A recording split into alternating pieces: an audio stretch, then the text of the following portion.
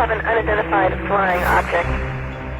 I'm Jack Oswald, and you're listening. This is Hudson Hamlin, and you're listening to... I'm Richard C. Hoagland, and you're listening to... I'm Art Bell, and you're listening to Dr. J Radio Live. We have an unidentified flying object.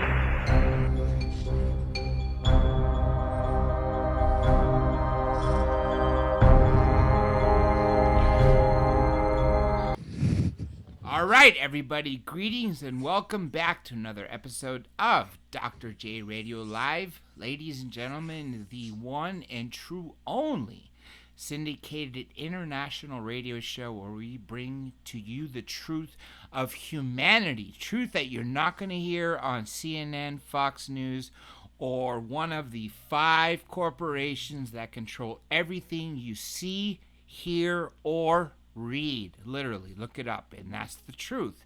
That happens to be the truth. We happen to be growing the show on so many networks, and thanks to my co-host live in London, where it happens to be a little after 3 a.m. Greenwich Mean Time for him.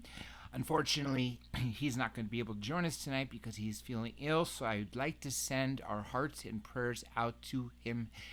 So everybody out there, pray that Johnny Well is better for next week. Obviously, as you know, tomorrow is Thanksgiving here in America.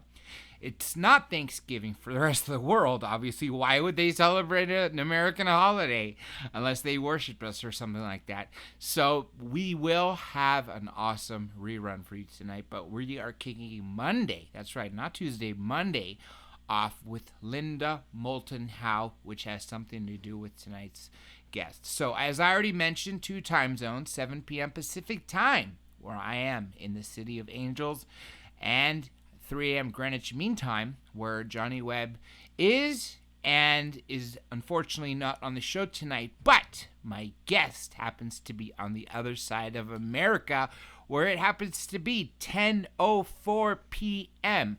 Greenwich Mean Time.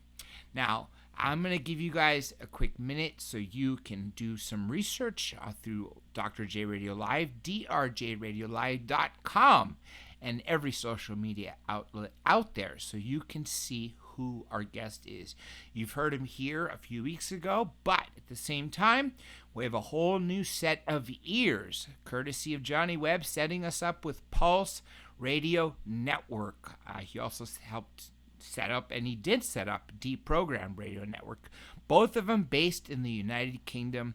And right here in America, we have Late Night in the Midlands, PSN Radio, and our very own Coast to Coast PM Radio Network. And right there, we've already have a few shows lined up for you guys, for you to hear, and that's going to be kicking off early December. I don't want to say next week because obviously next Thursday is December 1st. I want to say the week after that. But nonetheless, we got lots of cool people lined up, lots of awesome shows ready for you to go. So, let's talk about tonight's topic. It is honestly my absolute favorite when it comes to paranormal, UFOs, and the such. The reason is because alien abduction or alien contact or close encounters of the third kind, or in this case would be the fourth kind, is the only time you're going to have a human being interacting with non-human intelligence. So we could study these spacecraft all you want. You could look at the ISS feeds, which you should know, everybody out there, that they happen to shut that feed down. So you're not going to be able to hear it at all, or see it at all, should I say. You're not going to be able to see it except for what I and some friends happen to have recorded from the past. But every time something popped up that they couldn't explain, they shut down the feed for 3 days and came back as if nothing happened. So this time they just didn't want to take their chances anymore. And so nonetheless, we are stuck. But this goes to show that if they can't even contain what their own cameras are hiding, they are obviously worried for a very, very good reason. So alien abduction, like I said, this gives us how people are able to contact each other.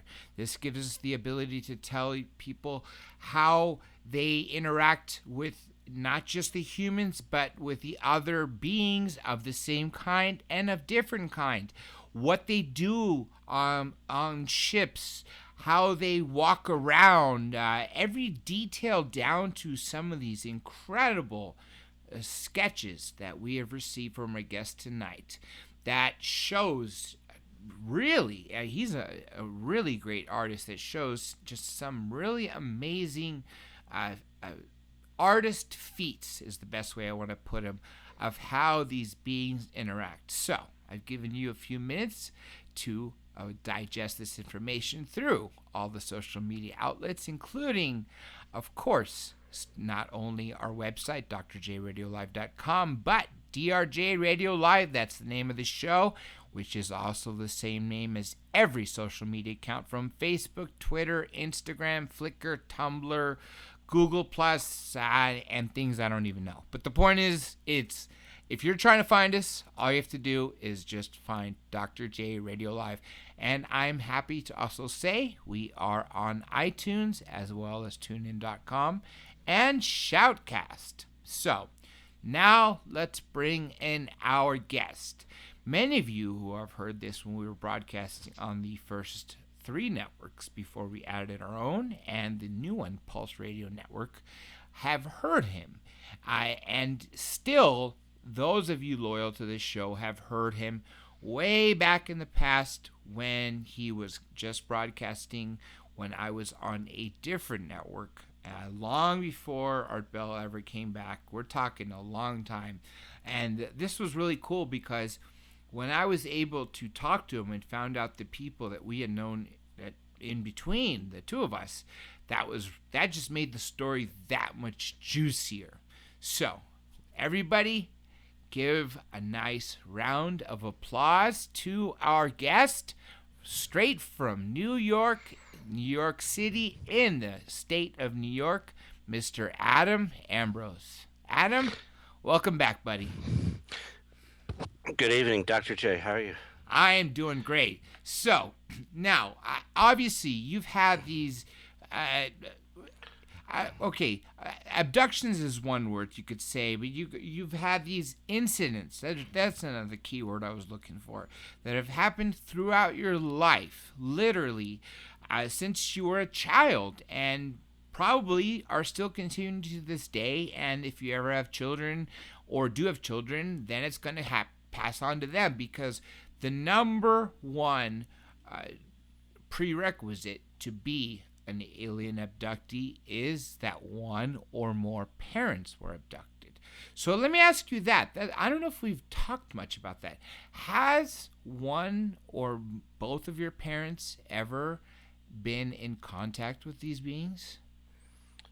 I have suspected that they have. I don't know for sure. My father is resistant to the whole subject. He's skeptical. My mother, I talked to about it. I strongly suspect on my mother's side, she's had experiences. I have memories of her being taken, and there's indications. I mean, they're so similar to me in some ways, and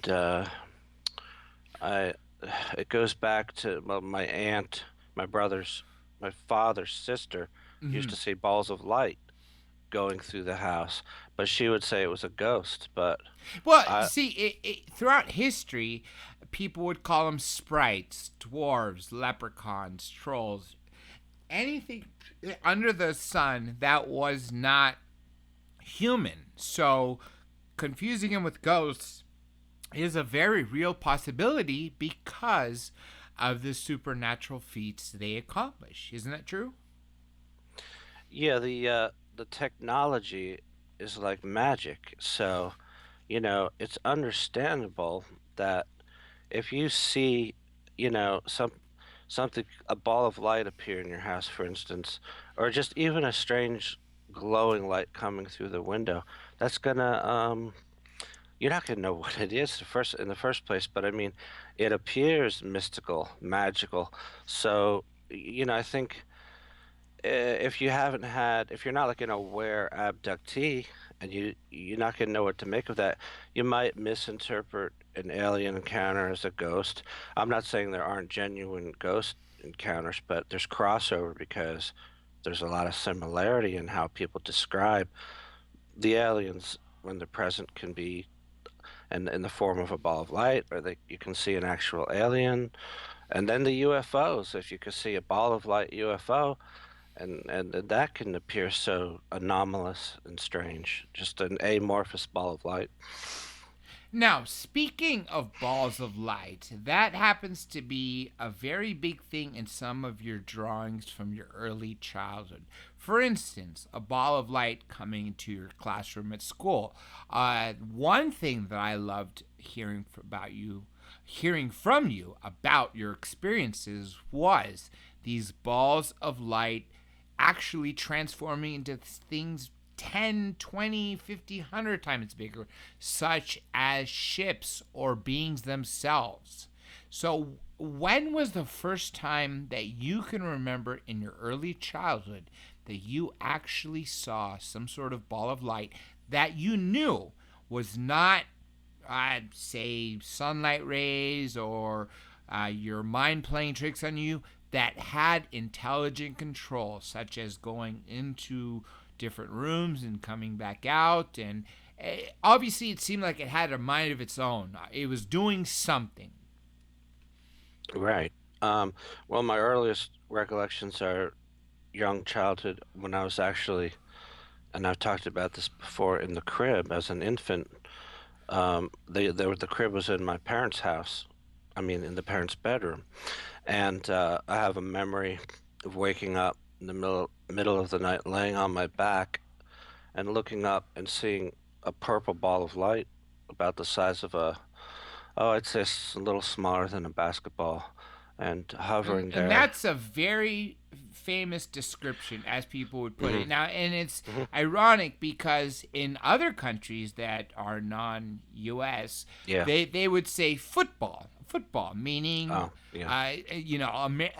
we call soccer. It's just ironic because our Hmm. American football, really, you don't use your feet that often except for running Right. around and kicking punts and so on and so forth, right? But Right. football, as it's known in every other country except the United States of America, actually uses your feet kicking the ball. So, therefore, football, as you would say.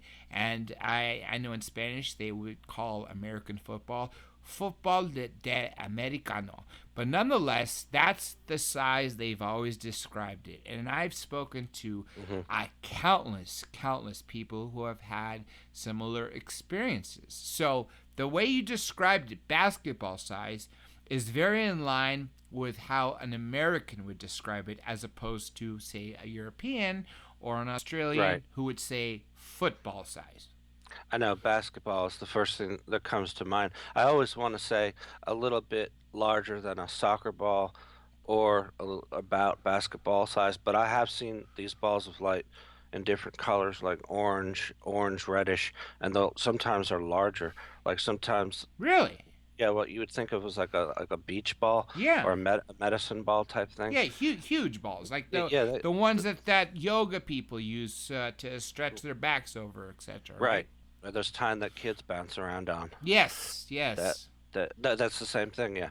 Yeah, they vary in size and or even small orbs. I mean, I saw once when I was about 11 years old, my older sister had a bunk bed, and sometimes because she had nice records, she used to play a lot of Simon and Garfunkel, and I used to like to go in her room and listen to that. I'd sleep in the lower bunk. It was so relaxing and peaceful, and it was so cold in there. She'd run the air conditioning so high. One night I woke up in the middle of the night, and I was probably in an altered state of awareness because I was going to be taken. But I remember seeing a glowing ball of light. It was clear. It wasn't purple, and it was more the size of a grapefruit. It was rather small.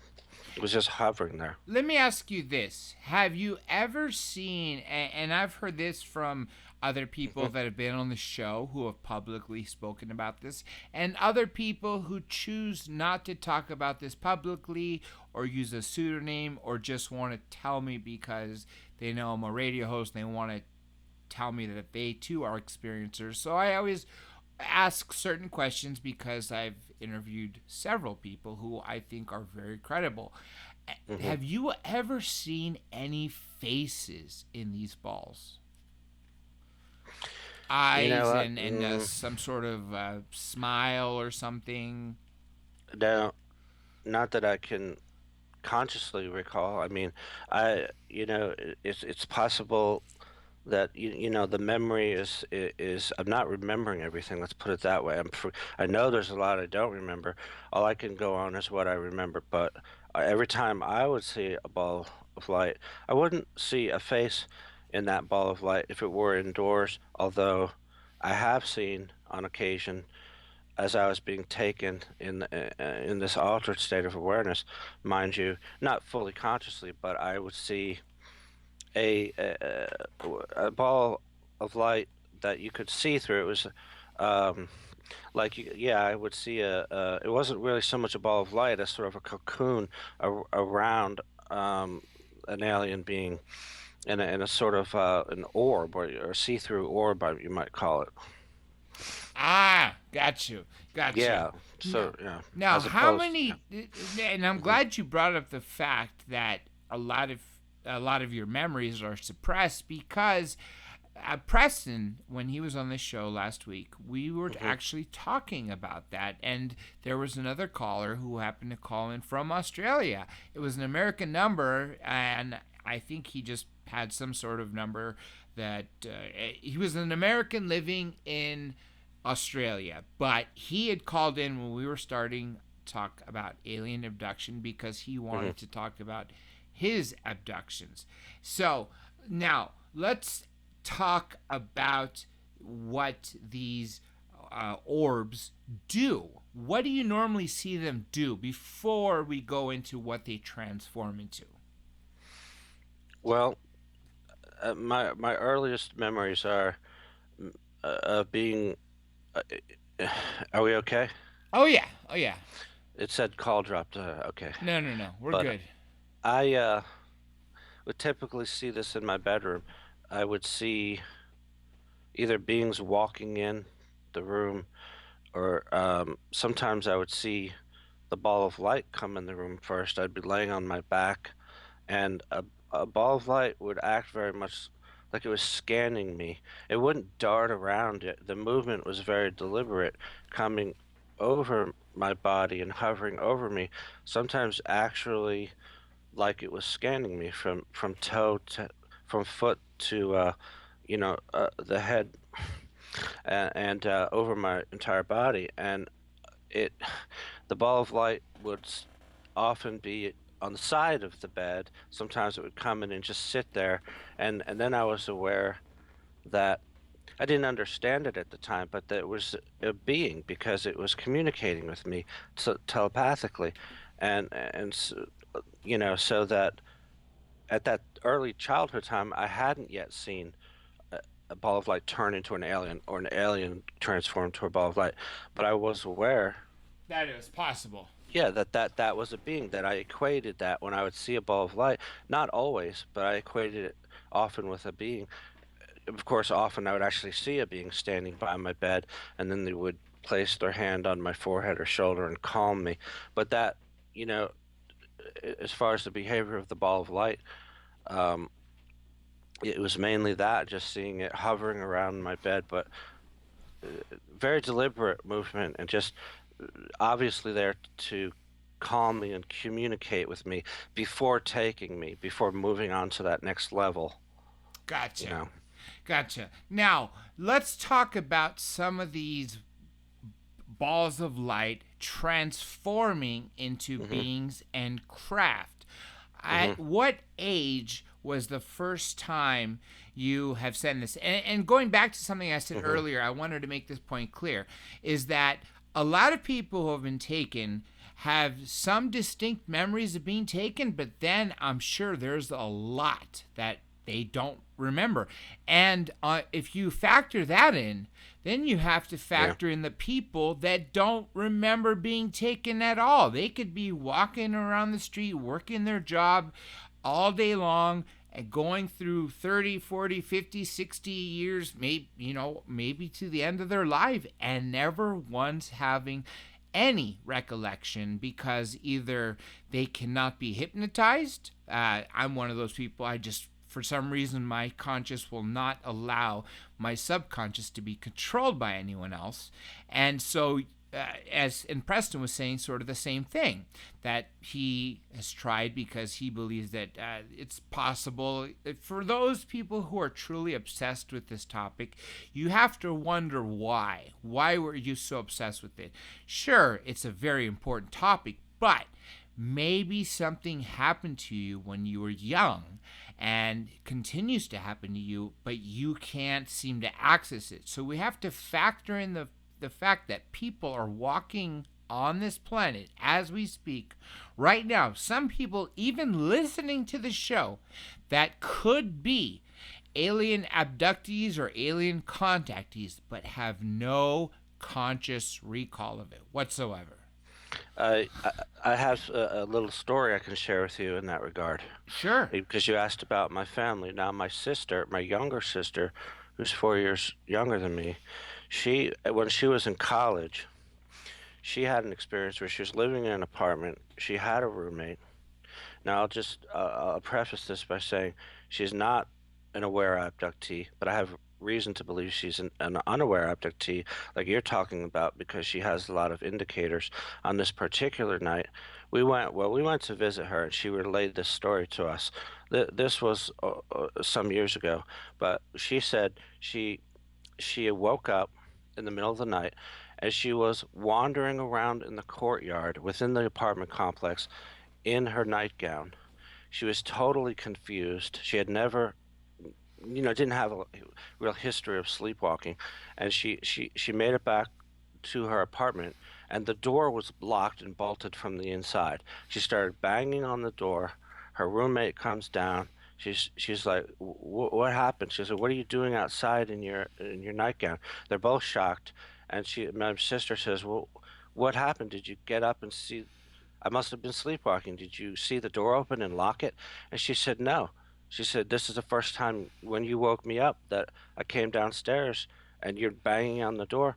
And so my sister's, totally baffled as to what happened, because when her roommate said she goes to bed at night, she always makes sure the door's locked, and her roommate was sure she had bolted the door shut. Now, I have a memory of my sister being taken. I am used that way, involuntarily, to assist in abductions of others. Mm-hmm. And so my memory of my sister being taken coincided with that, right around that same time where she said this happened, that I remember being there and seeing her in her nightgown outside. And my memory of that coincides with this inexplicable event of her being locked outside of her apartment. So she may very well have had ongoing experiences, is what I'm saying. But she's not as aware of it as I am. She remembers that event, but that's all. So that again leads credence to what we just talked about, that a lot of people are abductees or contactees, but do not know they are themselves. Right. So let me ask you this now. What we were about to speak to a few minutes ago.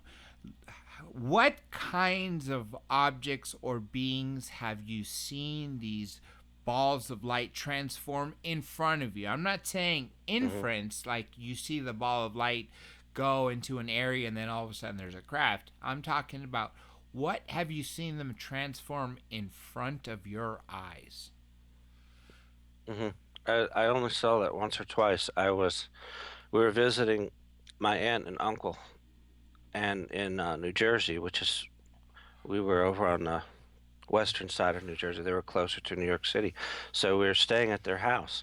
And again, this was a nighttime event. I went outside. I was in an altered state of awareness again, and at this point already in the event, I go across the street. My aunt lived across the street, and walked into her front yard, and as I walked through the gate, I looked over to my right, Mm-hmm. and I saw a being standing there. So the orb turned into a being, is what you're saying. I I saw the being. I think I saw the being first, and then I saw the being turn into the orb. So it Um, shrunk. So the being shrunk into yeah, what basketball size. it looked like was the being standing there about 4 feet tall, typical what you would describe as a gray by the hedge, and it wasn't instantaneous. It was like a morphing almost. There was a light started to appear, and a bright light, and it just got brighter and bigger, and sort of started forming this ball. And as the ball took form, the being started to fade. So it was like a fading from the form of the being, feeding the energy of this ball, and this ball just got so bright and dense. It wasn't large. It was about the size, a little larger than a soccer ball, and and then they transformed me into light. I was aware that my body faded, and I could feel I didn't have a body, and then we went into the house through the door, like not opening it, but through the solid door in this light form, and on the other side of the door, I saw the alien turn back in. The ball of light turn back into the gray. Now, have you ever seen one of these orbs transform into, say, a flying saucer or a circular craft, triangular craft, etc., or vice versa? Actually, I did. I saw had a memory. This was in high school, in art class. I was a senior in high school, and the whole class saw this. Actually, I don't know that I've talked about this on the air. We were busy working, drawing, sketching, and I don't know who was the first one to notice it, but our attention was drawn to the parking lot, which was there were these huge bay style windows, and we could clearly see out in the distance, perhaps 200 yards away, quite far away at first, a hovering ball of light. It was quite large, maybe the size of a beach ball, but maybe larger. It was orange, reddish, and it had all this swirling bright activity going on in it, and it looked like a little sun, actually, a mini sun. And what happened was this, as we watched this ball of light, it slowly was approaching the windows. And we're all consciously aware. This is not altered state of consciousness. I consciously saw this. Everyone in the class did. So as this ball comes closer, this ball of light, and closer, the closer it got to the windows, it was getting larger and larger. Not just because of perspective, but it was growing. And by the time it got close to the windows, maybe 10, like 20 feet away, it was the size of like a Volkswagen, like an automobile. And then suddenly there was a huge flash of light. I mean, like a blinding light. And when the light dissipated, there was a craft. There was a solid, I'm talking, this was close up sighting of an actual metallic looking craft. It was about 20 to 25 feet wide, and it was hovering. And it was close to the windows, and the whole class saw that. So you're saying other children in that classroom were able to see something. Now, have you talked to any of them since to see if they still remember this, or did they all forget it the next day? Well, I haven't had the opportunity to, and I haven't pursued yet, talking to any of them. We were actually seniors in high school, and we were a little bit older. But this also involved missing time. We all experienced missing time.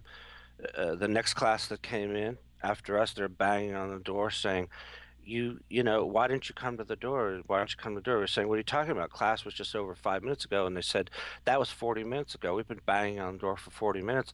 And they said, well, the door was locked. We couldn't get in. And then someone said, no, it wasn't. it wasn't locked. They just couldn't open it, So they were stuck outside, and and there was actually an abduction, which I have memory of, that took place, a multiple abduction. Can you talk about what happened in that particular abduction? I After the light dissipated, the craft was hovering.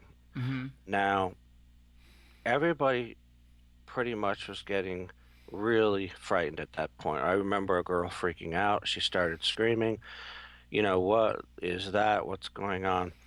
And in this moment that went on for probably 20 seconds, maybe longer, that's when they altered our conscious awareness, where it slipped from being totally conscious to dreamlike. But it wasn't like I fell asleep on my desk, because we all saw this. And but now I see a ball of light come through the window. This is a ball of light that it came from the craft somehow, and it came through the window.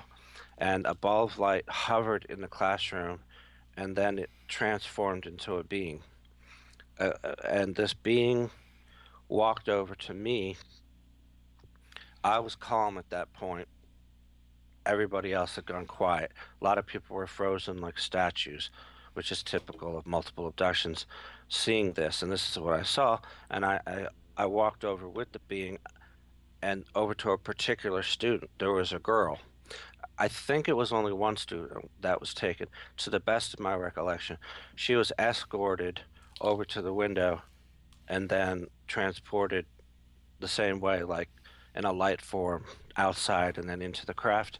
I do not have a memory of being on the craft, but I remember being returned and then coming to later in the classroom, like we had all been, out of it, and frozen, and then I see people literally like unfreezing around me.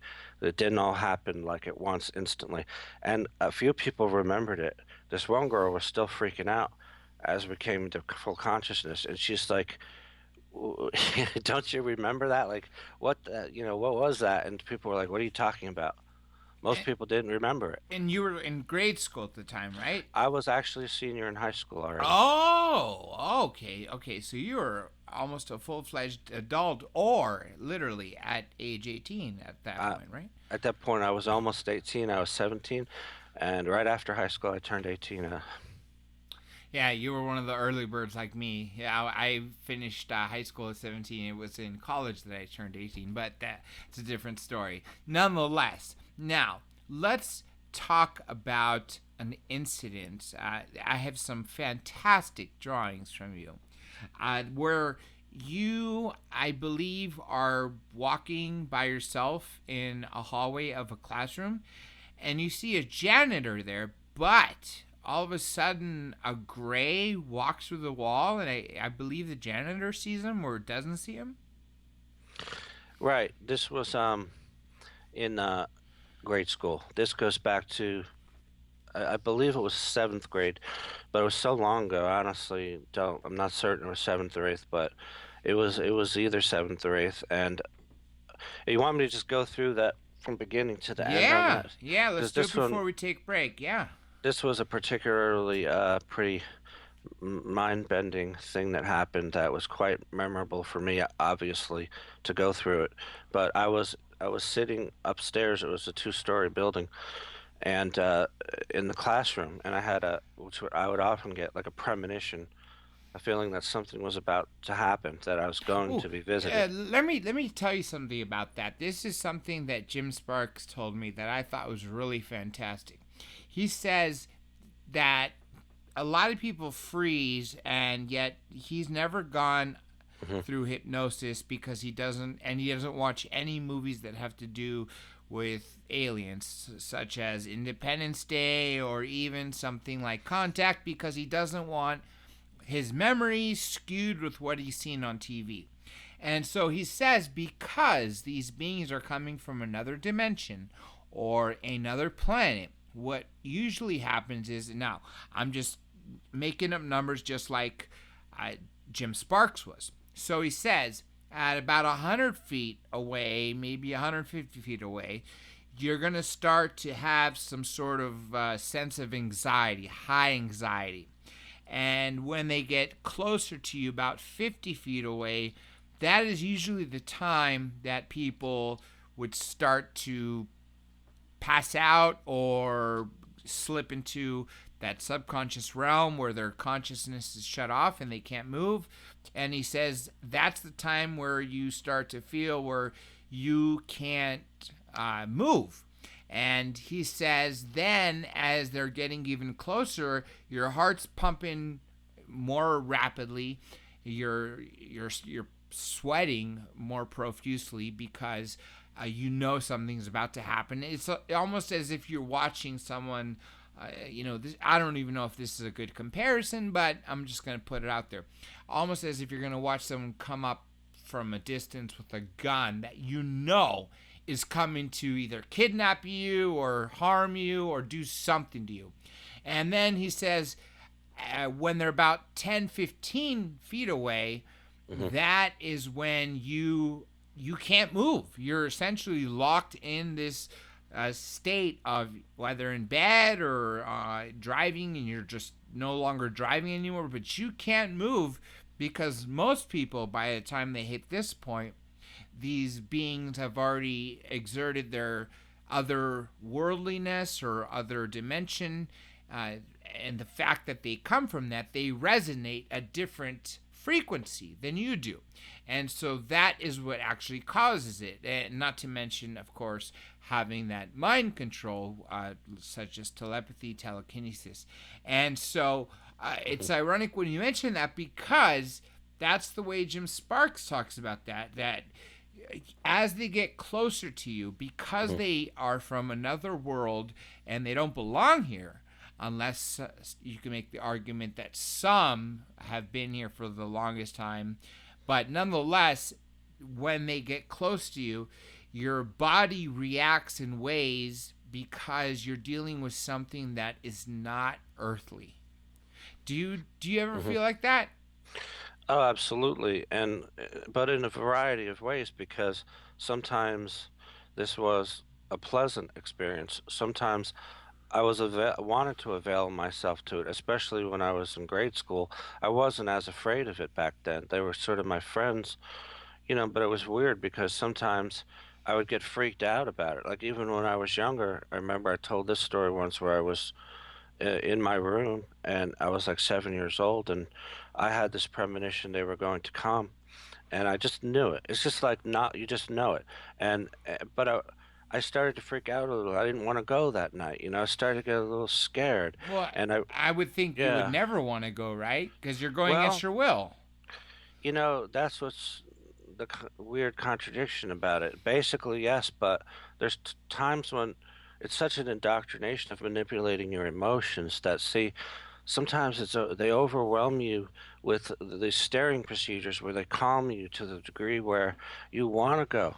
You usually don't, but sometimes you do, especially after you're in their presence. Sometimes you don't want to leave because, when I was a little kid, I felt, now it might have been a total manipulation, but I felt like they genuinely were my guardians. They were like my family, like they cared about me. And I felt this. And not to mention that you've never physically been harmed. You've never come back with an arm missing or bleeding or your guts spilling out or anything like that, right? That's true. That's true, except for just minor cuts, skin. Yeah, but that could be that them taking samples of you just to follow up on their experiment, if you follow into the theory that they created us. That's what that is. In fact, I'm like, didn't finish the other story and I'm jumping ahead of myself, but they even, just to allude to it, saved my life with one procedure when I was 7 years old, telling me I was going to eventually die of a muscular disease. And they put me through this incredibly painful procedure where they're touching me with Well, it was like a giant pen-like device. It had a light on the end. Every time they would touch my muscles, it would be excruciatingly painful. But they were talking me through it. They were saying, "That's a good boy. You need to do this. This is going to be, you're going to feel better. This is going to be over soon." And when it was over, it was just a great relief. I just trusted them. But whereas, like I was saying, sometimes you don't. Yeah, sometimes you literally try to run away, which I've done, and try to run into my parents' room and hide in my parents' bed, but there's nothing I could do about it. Because they're So, frozen, right? um, not sometimes I am. Typically, I am frozen right from the beginning, and I can't move, and I'm trying to scream, and I know it's the same old story, but that's what's so strange is it's the same story that happened to me, and to try to speak, and I'm just breathy. I can like force out breath, but I can't form words. I can I can do that maybe at the most, and but sometimes, a lot of times actually, they'll have me in this. I'll have the premonition they're going to come, and they won't even show themselves until later. Like I'll get up, walk outside, and meet them in the backyard. Or in this case, the story I was telling before, where in the middle of this day in school, I had a premonition they were going to come, and I received a clear message: get up, go down to the basement of the school and wait for us. It was a clear message, and you would think I would freak out and not do that, right? Now, Because let me ask you a question. On top of receiving that premonition, this is the story we were alluding to earlier that I Yeah. wanted to get through before we hit break. Was that the same incident where a ball of light had come into the room, into the classroom while the teacher was talking about something? Or was this just a premonition that said in your head, get out of the room and go into the basement because that's where they're going to meet you? the ball of light coming through the window was actually a separate event. And this event, I did see a ball of light, but not until later. Initially, I was just in the classroom, and they wanted to get me out of the classroom without coming into that classroom and risking witnesses. So they had me leave the classroom before presenting themselves to me, which is interesting. Sometimes they do that, and sometimes they don't seem to care about witnesses because they know most people aren't going to remember anyway. Yeah, they're gonna shut them down, and Yeah. that's why I have this other abductee who is a hardcore gang member in his teens, and now is a family guy, but he doesn't put his face out there. He goes by Ricky G, and he tells a story where he hates to get up early to go to work because as a former gang member you're up all night doing whatever, slanging rock or whatever you're going to do, and the point being is that you're doing that, and all of a sudden then you're forced to go to work at a 40-hour plus week, and you have to be up before the sun comes up. And he said that this particular day that that something had come into his room, and it led him out his room and across the street and through this, I guess you could say, almost parkway, until it was a landing of a park where there was a craft and there was more beings standing in front of it that drew him inside. But nonetheless, they have the ability to shut people down. Isn't that where you were getting at? Oh yeah, big time. It's really strange to see. I've seen that many times because I've had a lot of daytime experiences. I was taken from school many times. I was even taken while I was playing tennis. Not to get off track too much, but yeah, I mean, they'll either, if they're going to come in that way in an overt way in a ball of light form, or just walk in like through the door, the wall or something, that yeah, they'll shut people down usually before they show up. But see, sometimes, and I don't know why, maybe they want witnesses sometimes. That's true. They're allowing me to remember it and talk about it. So maybe they pick and choose who they want. Maybe that's why they allowed me so many witnesses, so I would talk about it. But I think it's a kind of disclosure in a way when you think about it. And But yeah, usually they're very careful. This is the thing, is they're very careful. Before you see them, they'll usually freeze people down. They're like statues. And it's interesting, Bob Lazar talked about this. I think that it's not just that people are frozen. I think it's actually anti-gravity, that they're surrounded by a field of anti-gravity, so that I can't explain it. I'm not that technical, but that's I think it's some technology like that where they're not freezing them, their bodies. The blood's still circulating, but they can't move and they're not aware. And I've seen it many times. And so then they're safe to come in the room and not be witnessed. But here's another interesting point. Even though they do that, there's always one or two stragglers that it doesn't affect as much. And even if you're in that state where you're frozen, some people can still see through their eyes and be lucid and remember it. Yes. I'm glad you brought that up, because that a lot of people can have those lucid dreams where I've gotten into that meditative state where my eyes were closed, but yet I could see the roof, the ceiling fan, and everything in such detail. And then I'm like, wait a minute, aren't my eyes closed? My eyelids are down, yet why am I able to see this even in more detail than normal? Now, I hate to say we have to take a quick break. We do have a caller who I do recognize.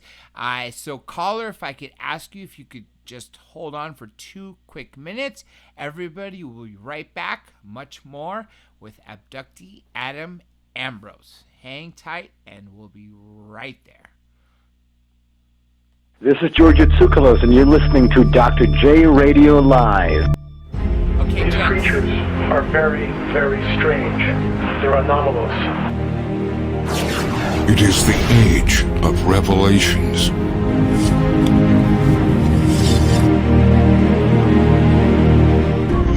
Bizarre creatures.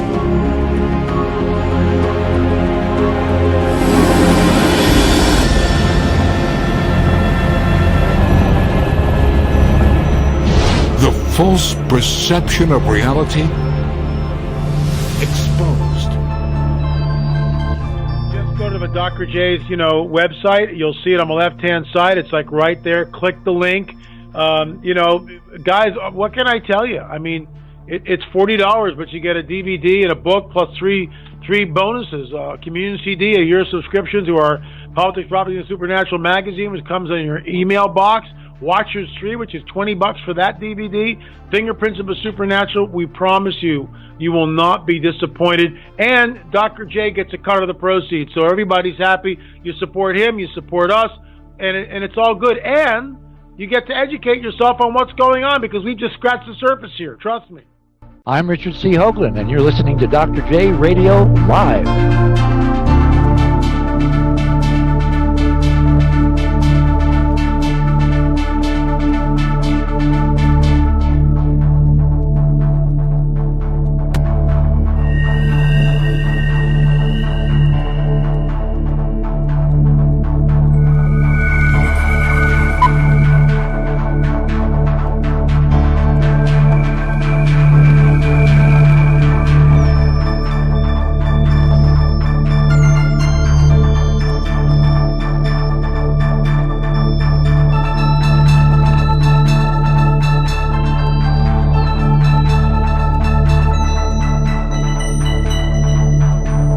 Torpedo impact now, 40 seconds.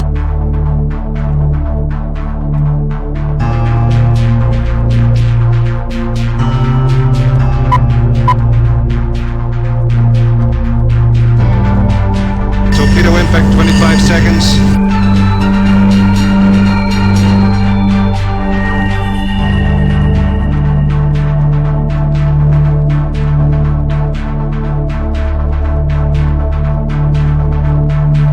Stand by.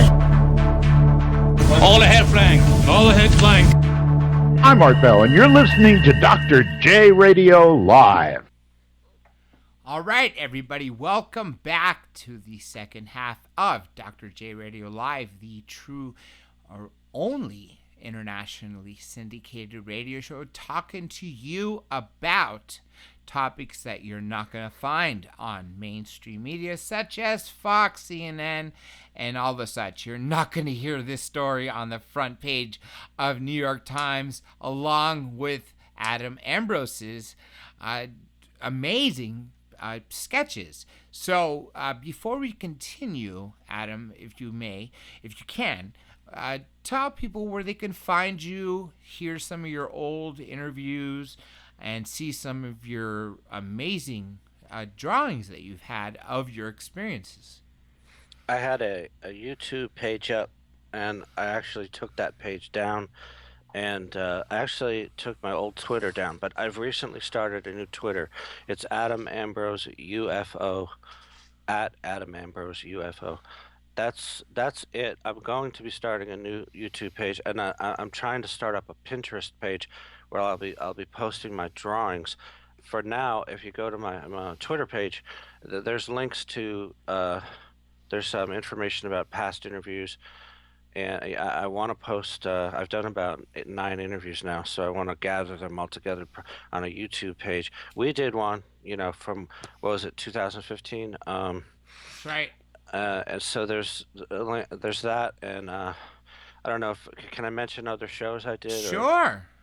I mean, you were Art Bell's producer. You got me in front of Art Bell. So I was on July 27th, 2015 with James Cameron. Not James Cameron. He's the director. Grant Cameron. Grant Cameron. Yes. And you could look that up. My name's not on it. Grant Cameron's name's not, but I'm in the first 20, 30 minutes. So I was on. That's an interesting interview because it's Art Bell, but love Art Bell. But I also was on Coast to Coast with Jimmy Church.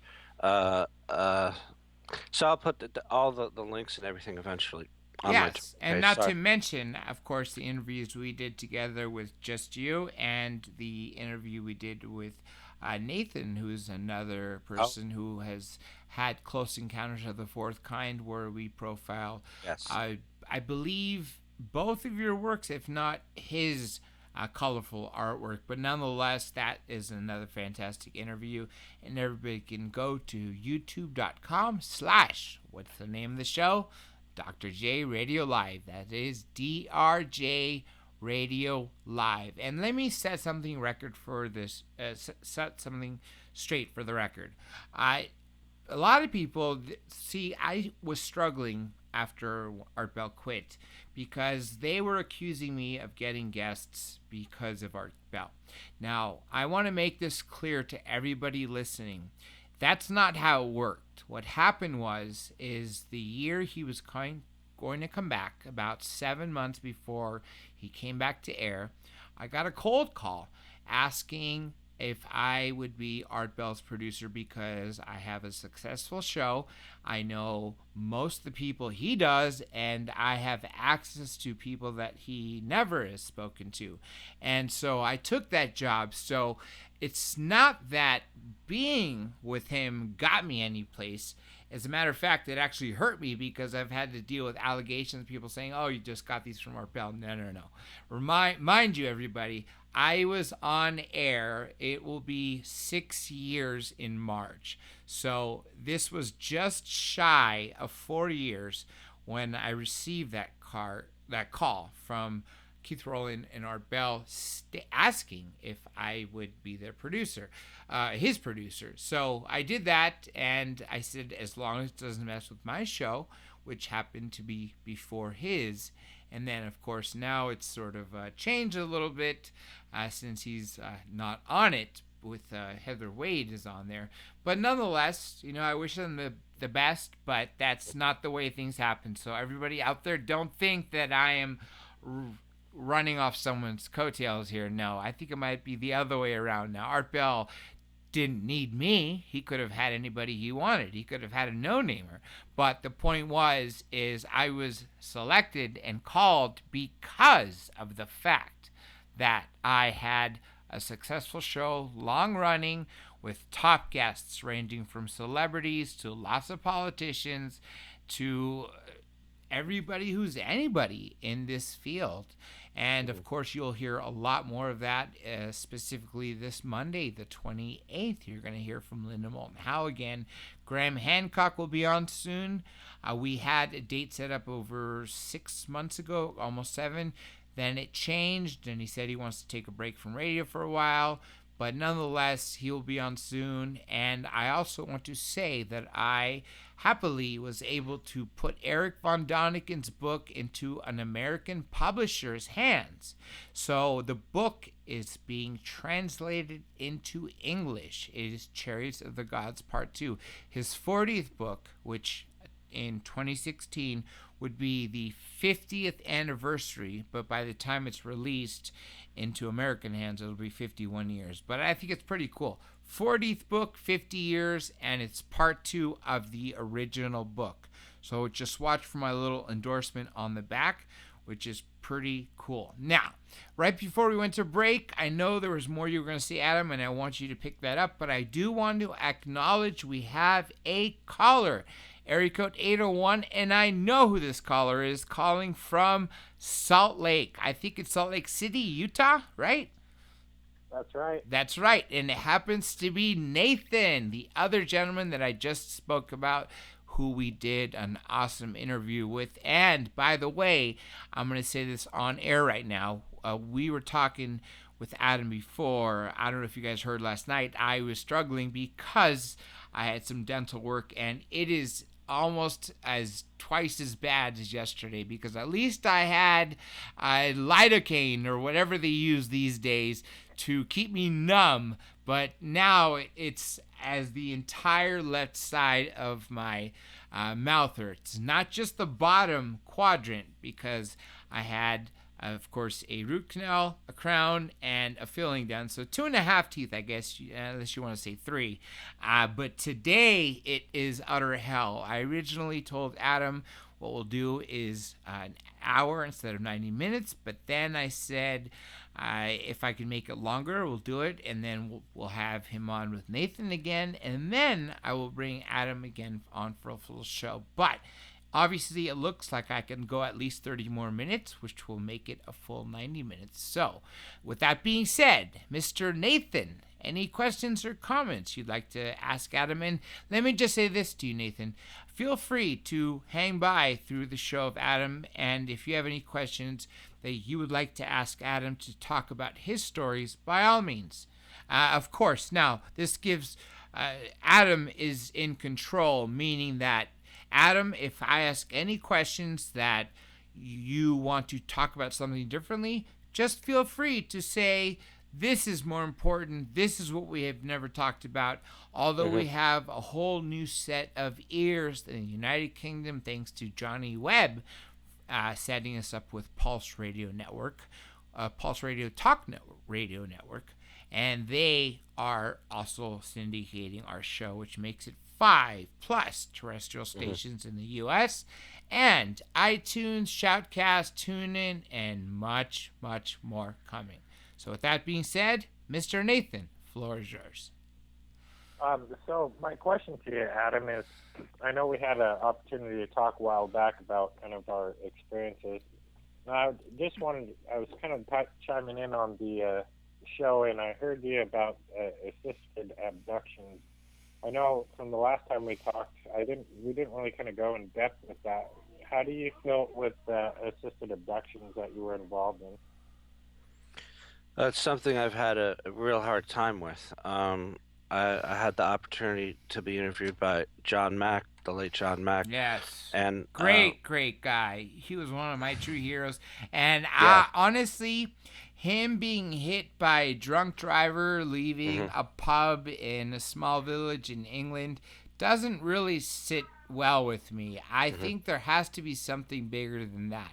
It just, how can we lose such a great man to such a trivial thing? I mean, this is a tall man. He'd been to England and all across the world many, many times. Are you telling me he happened to be too drunk and looked left instead of right because they drive on, of course, the left side of the road? I don't think that's the case. It might have been a way to silence them, because this was not too long after he went to Zimbabwe. So I just want to put that out there. Maybe that's just a conspiracy theory in me, but I've heard a lot of other people saying there is no way that that's what killed him unless it was intentional. So, Yeah, I've heard both sides of the argument. I don't have an opinion. I don't know, but I know. Well, I only met him once, and he interviewed me and about a particular multiple abduction experience where I had taken a photograph of the craft that abducted me and my friend. And to answer Nathan's question, but I just wanted to remark about John Mack. Even though I only met him once, he's greatly missed. Greatly missed. Yes. So, yes. a brilliant guy, and he was so friendly, and he was so nice to me. But yeah, this is what I talked to about John. We were talking about that. I said I feel horrible about this. I hadn't even had time to assimilate it at that time because I had only recently remembered a lot of things that I had suppressed and that came back to me in my early 30s. No, So, how did they yeah. come back to you? In dreams or just memories where you were doing something and all of a sudden something hit you? Or how did that happen? Before I answer that, just to say real quick, John's response to me, John Mack, was, you know, this is not your fault. It's okay. This was done to you involuntarily. That's right. You're a victim, just like the other victims. And it really helped me. That's right. Because he was surprised that I even felt guilty. I was like, it's a weight upon me. You know, I feel really bad. I'm a deeply empathetic person. You don't want to see this happen to other people. But yeah, to answer your question, and I'm sorry now I went blank. What was your question? So you were asking about. So it was about involuntary in the abduction scenario. Did you feel that it was against your will and you had to be involved in that participation in the abduction, or did you feel that you kind of were led into that, or just were you trying to fight against that and you couldn't control it? That's basically. I'll answer that question first, but I know I didn't answer Dr. J's question either. But I'll get to that. I totally, it's an indoctrination, but it's totally not voluntary. It's hard to explain because it's almost like they get so much inside your head that and they control me even physically. Like they'll be prompting me when I'm in that assisting role to do the simplest things, like be the first person the person sees. Like I'll remember saying to people, I want you to come with me, I want to show you something. The same stuff they used to say to me, you know, there's nothing to be afraid of. I was like calming people, and I was doing it like in the moment, going along with it because I knew these people. A lot of them were friends of mine, so I was like happy to see them. But it's like it's literally being co-opted, though. It's against your will, where they're taking control of your mind, where it's not free will. Like you can't resist it. You get, it's almost like it's a state of like hypnotic suggestion. This is going to happen. You're going to help us, and you just do it and you go along with it. And then afterwards, we're having the memories of it. It freaks me out because I'm like, I was going along with it like I was one of them, and that you know, it doesn't sit well with me in hindsight, obviously. But I never felt like it was voluntary. And Nathan, what's your response to that? Because you, if everybody recalls, was on the show with, of course, Adam, right here on Dr. J Radio Live. And so, if the question that you just asked Mr. Ambrose was asked to you, how would you react to it? Well, I mean, even though we have similarities in our experiences, I've never felt that I was indoctrinated in any point whatsoever in my encounters that I've had. And so, I mean, it's hard to say. It depends on the entity that you're dealing with at the point in time. I don't know if they were, like I kind of explained prior, if they were service to self or service to others.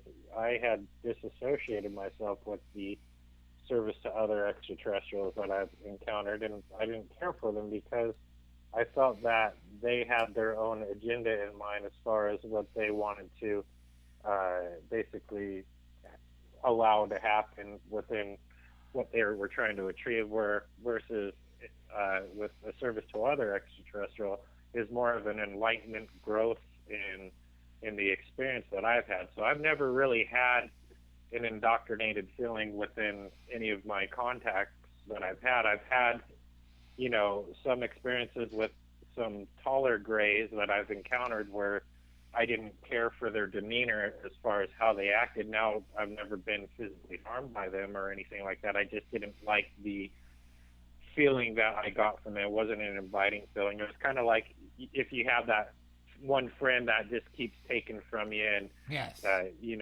it's kind of like that. It selfish. Kind of drains you. Yeah, selfish. But I've never had that, so it's one of those things. I know your situations may be a little bit more complex for you. I know you had our age difference is quite different.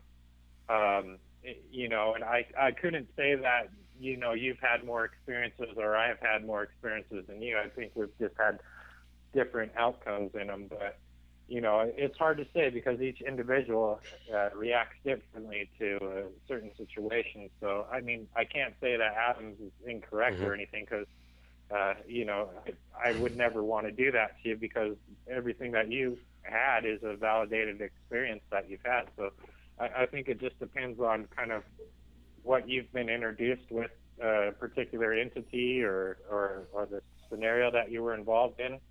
But I've never had that. So I really try not to like to portray the negative controlling side of this, because I've never really encountered that. Only this a service to self, where I felt that there was no beneficial gain in that relationship. So I cut ties with them because I didn't want to have that involvement in my life. So I learned at a really young age how to be able to properly communicate with them. I've never felt that I was in control or in a controlled state with the particular source that I was in contact with. So that's kind of how if I could talk just about my experiences. If I could just respond real quick, I can relate to what you're saying. There's the two aspects of it, because early on, like I was talking with Dr. J earlier, that they make you feel that they're your family. I had times when I loved them. I had a memory where I was standing in my room with a being, and I was saying, "Take me with you. I want to go with you." And he said, "You can't come with me because you have a family here that loves you and that would miss you." We actually had that conversation. I remember it clearly. And I mean, I didn't always feel that it was loss of control. I'm talking about something in hindsight. I kind of figured it out and put it together. For me, that's the way I view it. That's my truth, is that I really believe that ultimately it's not a positive experience. And I really think that, not to be critical of you, just like you don't want to be critical of me. I think that we do view it differently, because I think that that's what they do, is they manipulate and fool people into thinking it's positive, and they leave you with such positive feelings that you just love them. You just be like practically in love with them, and it's hard to let that go. And I still fight with that. I still have that love-hate relationship, and I'm sort of just in hindsight intellectualizing it and thinking about it. And I'm like, you know what? I feel this wasn't fair, because I never asked for this in the beginning. They came in. No one has. They disturbed my life. They disrupted my life. And it pisses me off, because they're taking millions of innocent people from, maybe not millions, but people from all over the world. The Roper poll shows millions. Innocent children, hundreds babies. of millions. Yes. And it causes trauma, and it scares people. I mean, they're not asking. They're not asking for our permission. They're forcing this on us, and that's not right. Let me say one thing to you, Adam. When you said, and you asked them if you can go with them, and they said no, you have a family here that loves you and adores you.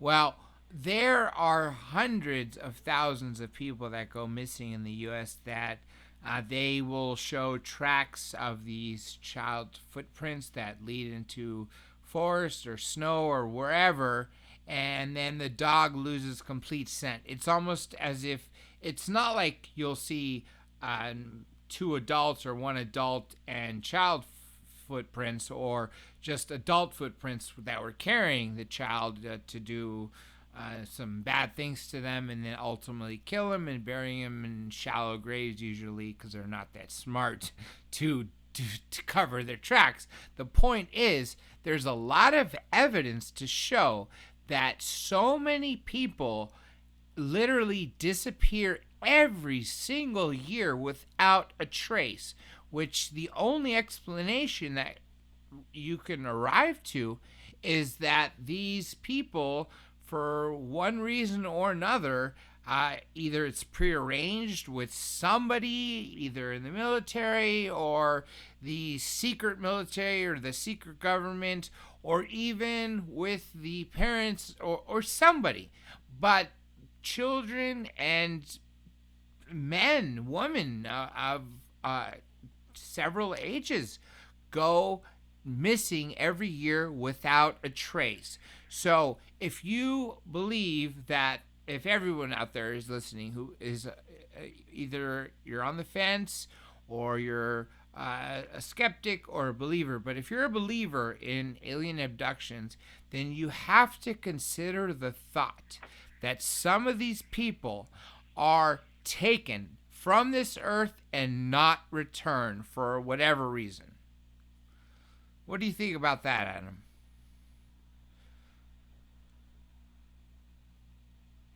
Adam, you still with me, buddy?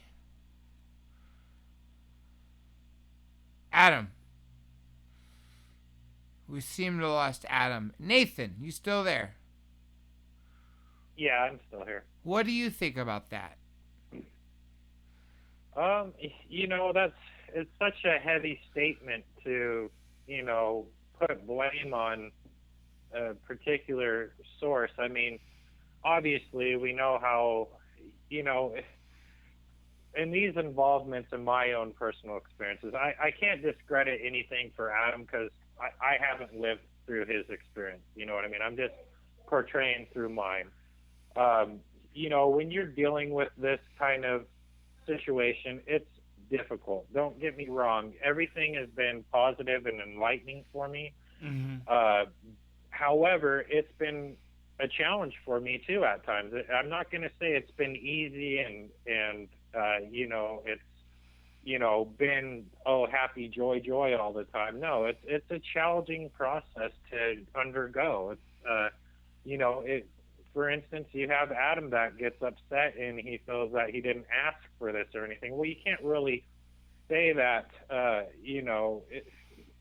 Nothing in life is just by coincidence. Everything that happens in your life is supposed to happen. So it just depends on your outlook in life. But I mean, when you're talking about people, disappearing and everything like that, I don't know. I can't really relate to that because, I've had these experiences ever since the age of 2, and, I continue to have these experiences, and I've never felt harmed or threatened or felt like that I was never going to be around.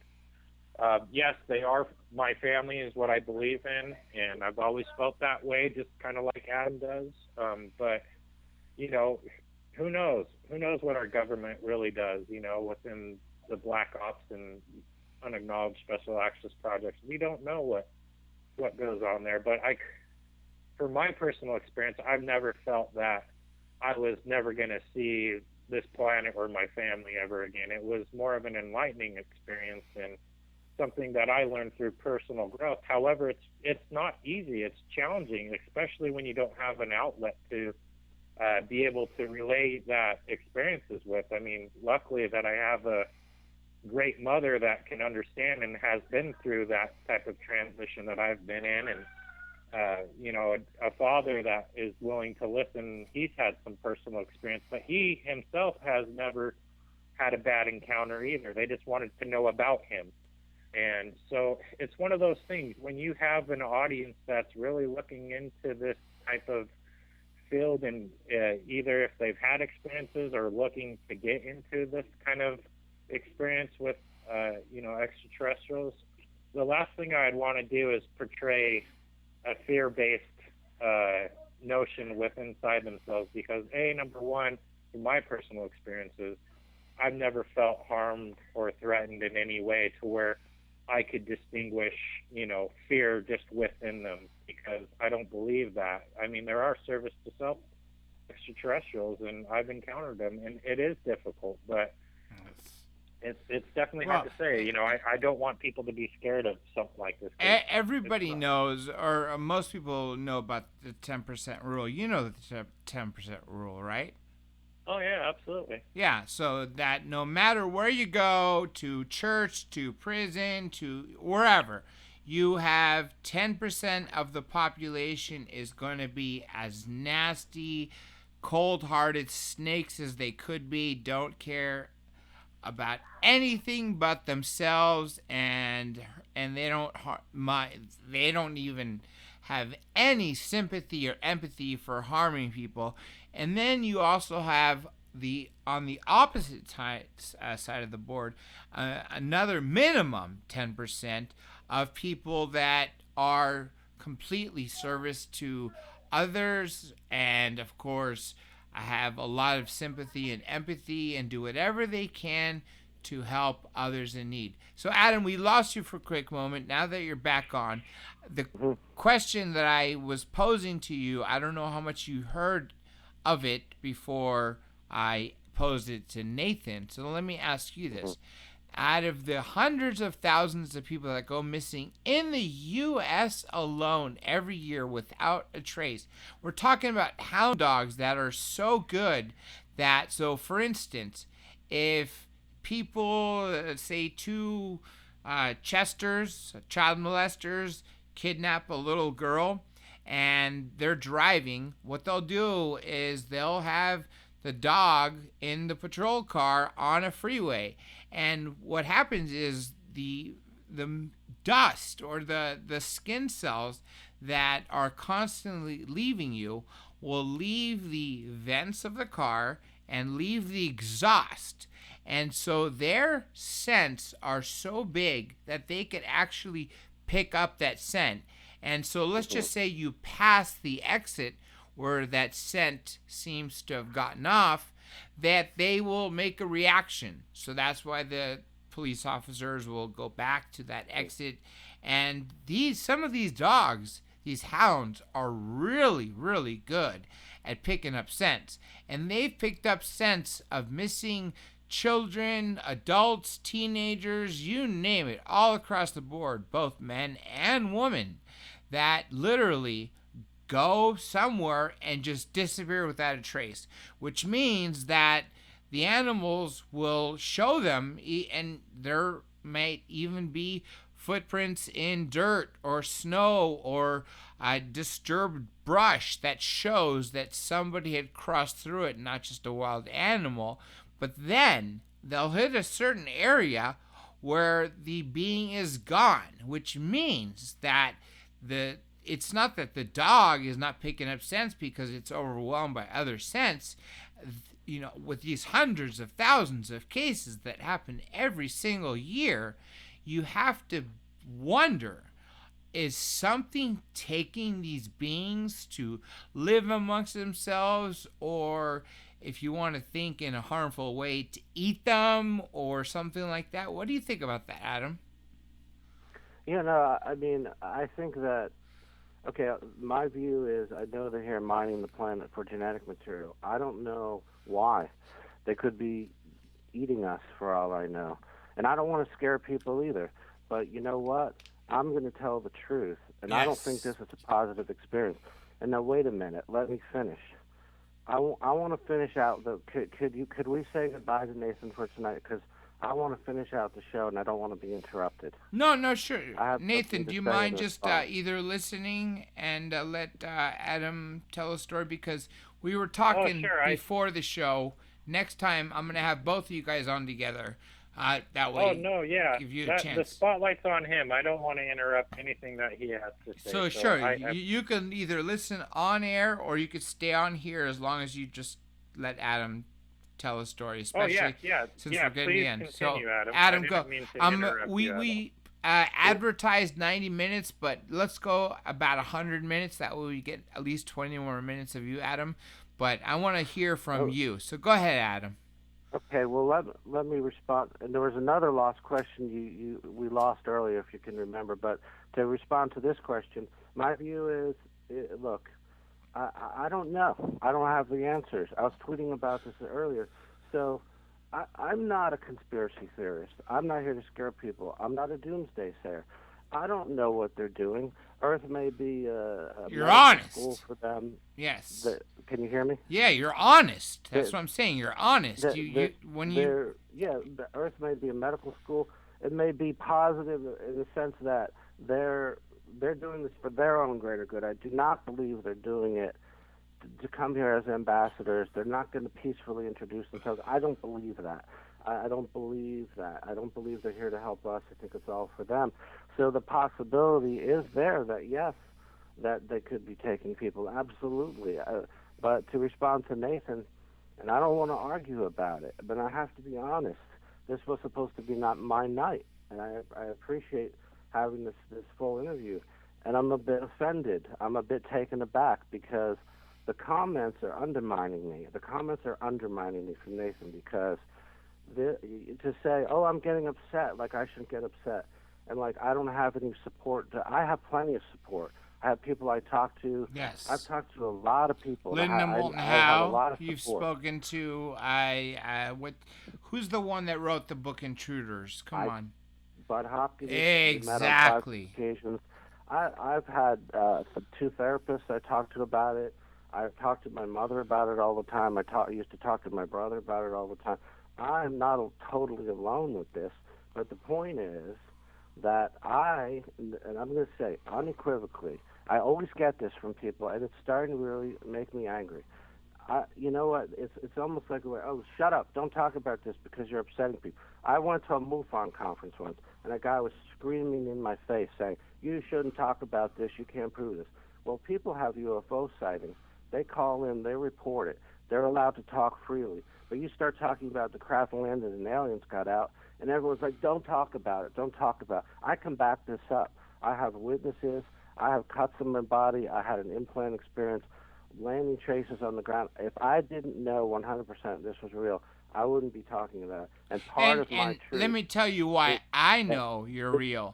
Because when you sent me some of those sketches, they were so detailed that only someone who's well-versed in the alien abduction phenomena would realize that what you drew is not something you could have heard from someone else and just drew that up. You really have very, very detailed drawings of your experiences. That's why I have to vouch for you as a person, being a good person, good-hearted person, but have gone through traumatic experiences throughout your life.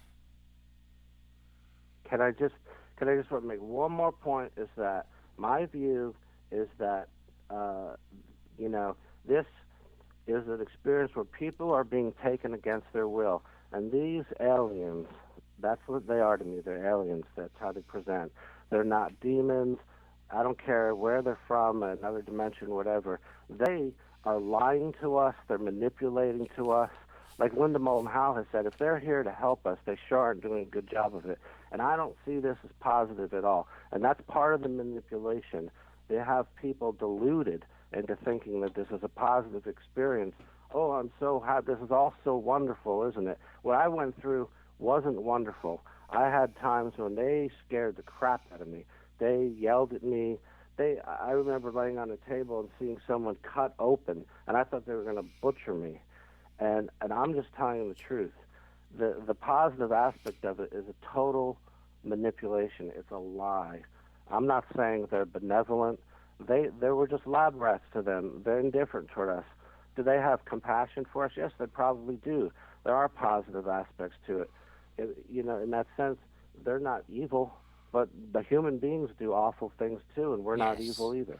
That's right. And again, I was saying the 10% rule, you have to factor in the fact that there's a sect of beings out there, different races that are not here for our purposes but for their purposes.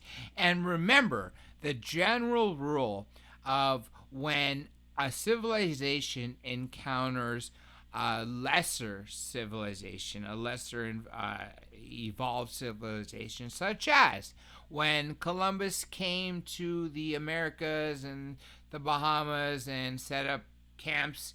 And of course, you had the Spanish, the conquistadors coming to where the Mayans were. What did they do to them? They killed them. They took over their land. They just literally took advantage of the fact that they were not as developed as them. Selfishness. Mm-hmm. Yeah. That's the dynamic. One, you know, we're not higher. You know, we think that we're in control of everything. We're the center of the universe. We're so arrogant, but it's not so, and it's a rude awakening, and it's tough. I know, and people are in denial of it. Yes, yes. Now let me ask you this, Adam. Since we've done several interviews and we've told a lot of stories, is there one story that you have yet to tell us, that, or our audience, that is the first time that I'm able to hear it? Of course, me and you have spoken off air several times and have talked about your experiences several times, and you've actually encouraged people such as Nathan to come forward and talk about his experiences. But what is a story you can say that happened to Adam Ambrose that I don't know about, that Dr. J doesn't know about, or the listeners of Dr. J Radio Live do not know or have yet to hear? Sure, there are many, and they're going to be in a book I'm working on, and I can't talk about it, but there are some I can talk about it. Did we talk about when I was an altar boy and I was No, let's hear that.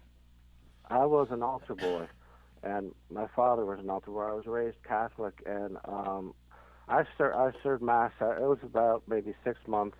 I didn't do it a long time, but I was in the, it was actually a convent for nuns, and my mother would drive me there. It was outside the town we lived in, and I had an experience where it was before Mass. We were getting ready for Mass, and I wandered out into the hallway. I was 12 years old, and I was in the hallway, right, and this was like a winding hallway. It was circular. It went around, so you couldn't see around it until you walked like through it. And I walked over, and there was a gate in the distance, and it was always locked because on the other side of the gate is where the nuns lived, and you weren't allowed to go back there because they didn't want. This was the 70s. The nuns didn't have contact with people; they would hide their faces. So this gate was locked, and I saw a young boy about 8 years old standing on the other side of the gate, and he was wearing a little suit, and the suit seemed to be from another period of time, like the 40s maybe, like a brown suit. And I walked up to him, and I said hi to him. I was wondering why he was just standing there staring at me, and he said hi to me. And we exchanged a few words, and I don't remember exactly what we said. My next memory was that I was on the other side of the gate, and I was wandering through this winding hallway by myself, and I had imagery in my mind of one of the nuns being taken out of the convent.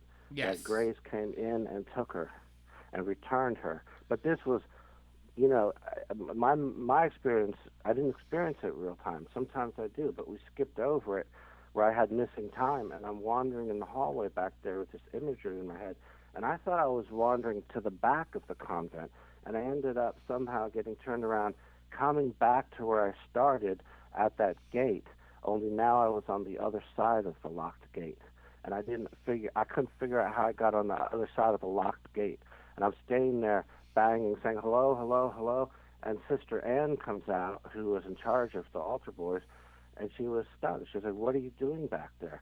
I was like, "I don't know." Well, how'd you get back there? I don't know. The little boy let me in. And she said, "What little boy?" I said, "There was a little boy here, and he must have let me in. I don't remember how I got back here." She said, "There's nobody back there. There's no family. There's no visiting. There's nobody back there but nuns." And she just started to get irritated with me. She thought that I had played a prank. She thought I had stolen the keys. She said, "Where are the keys? You have the keys?" I said, "I don't have the keys." She went back and she had to get keys and let me out. And so I had the memory of that abduction, and I had missing time. They said I was gone for like 30 or 40 minutes. They couldn't even find me.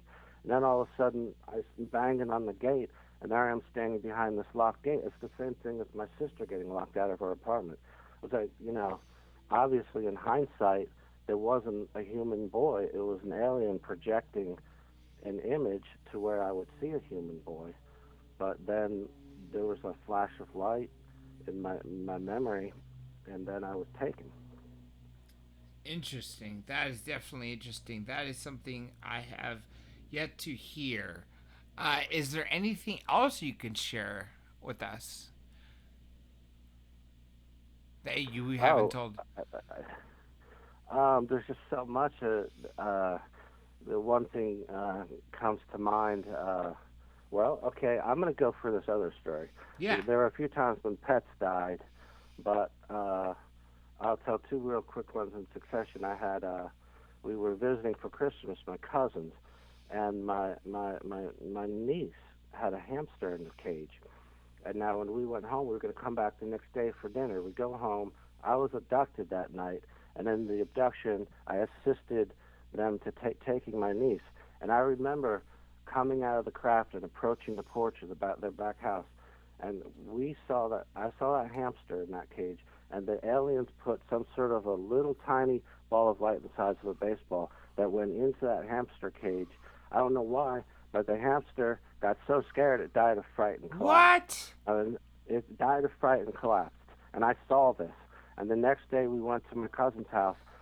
My cousin not only told me that he had a dream about seeing a UFO near the house, and that he thought he woke up and saw lights outside, but that hamster was dead in the cage when I showed up at the house, and my niece was crying. That is sad. And so there's another confirming piece of evidence. Another story I wanted to share is even worse. When I was 7 years old, there was a grain silo near where we lived, and I hesitate even telling the story, but I'm going to, that somebody died because they were abducted. There was a man in a grain silo who was cleaning it, and he was hanging on a rope, and he had a little... I know because I was inside. I assisted taking him, and I remember seeing him. We came through the silo in a ball of light form, and I remember seeing him sitting on this like swing-like thing that was hanging from ropes and like a pulley system. And when he was taken and returned, the aliens made a mistake, and they didn't secure him in that seat. He fell to the bottom of that grain silo, and the next thing I remember, I'm standing on the sidewalk, and I'm hearing ambulances and fire trucks and alarms going off. I'm like, what's happening? What's happening? And someone comes up to me and says, a man fell in the grain silo, and he was cut up by the blades and died. So murder. And I was like, I remembered that he fell because the aliens didn't secure him, and I was horrified by that. Talk about being scared. That really scared me. And that is a complete dichotomy from when the other instance you told near the beginning of the show where they actually healed you, which I might say down the future when Preston Dennett does his update books of UFO healings, I think you should tell that story and be one of the cases, because he has a lot of cases where people were healed from, say, tumors that were inoperable, or they were in the last stage of cancer, or one that I remember right here near me because he lives fairly close to me. In Malibu area, Zuma Beach area, there was a small boat, and there was a storm. It was a stormy night, so I don't know why this woman happened to be on her boat, this little tiny boat, and it's pouring rain, and the wave surges are just getting bigger and bigger, and basically capsized her, and she was drowning.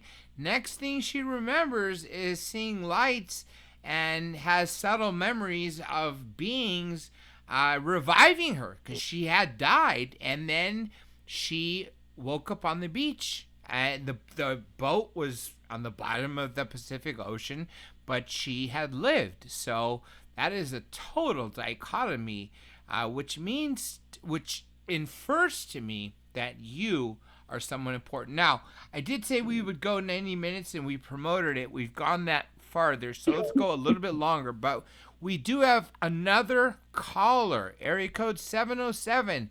What's your name, and where are you calling from? How's it going? I'm calling from Mendocino. From County. where? It's Mendocino County. It's also Oh, yes, here in California. The Emerald Triangle, yes. Yeah. Northern California. That's right. right. Do you know much about this area? Yes, I do. I went to UCSB, and I almost went to law school in a few of the schools, from Davis to USF to UC Hastings. And, of course, I visited Stanford, and I dated a girl who lived in Palo Alto. Not to mention one of my great friends, who is also on the show regularly, Senator Mike Gravel, lives in Palo Alto, so I am very familiar with that. As a matter of fact, Mendocino, isn't that the county where Scott Peterson had that whole issue with his wife? Oh goodness, I don't know much about Scott Peterson. I don't know much about that. I know that Jesse Pittman, one of the major Navy SEALs that went down in that really tragic loss of life with the Special Forces overseas in Afghanistan. Yes. Jesse Pittman was one of the Navy SEAls that was from this town. I know that's a little bit about this town. I thought that some of the members of Blink 182 might have been from around here, maybe. I'm not sure. But the reason I called... What was your name again? What was your name? My name is Samuel. And Samuel. I can't remember your name. It's so easy to remember Blake Cousins. Dr. J. Dr. J. Dr. J, that's right. Yes. I really love your style, and I called in to talk about two things really briefly. The first one was a videotape.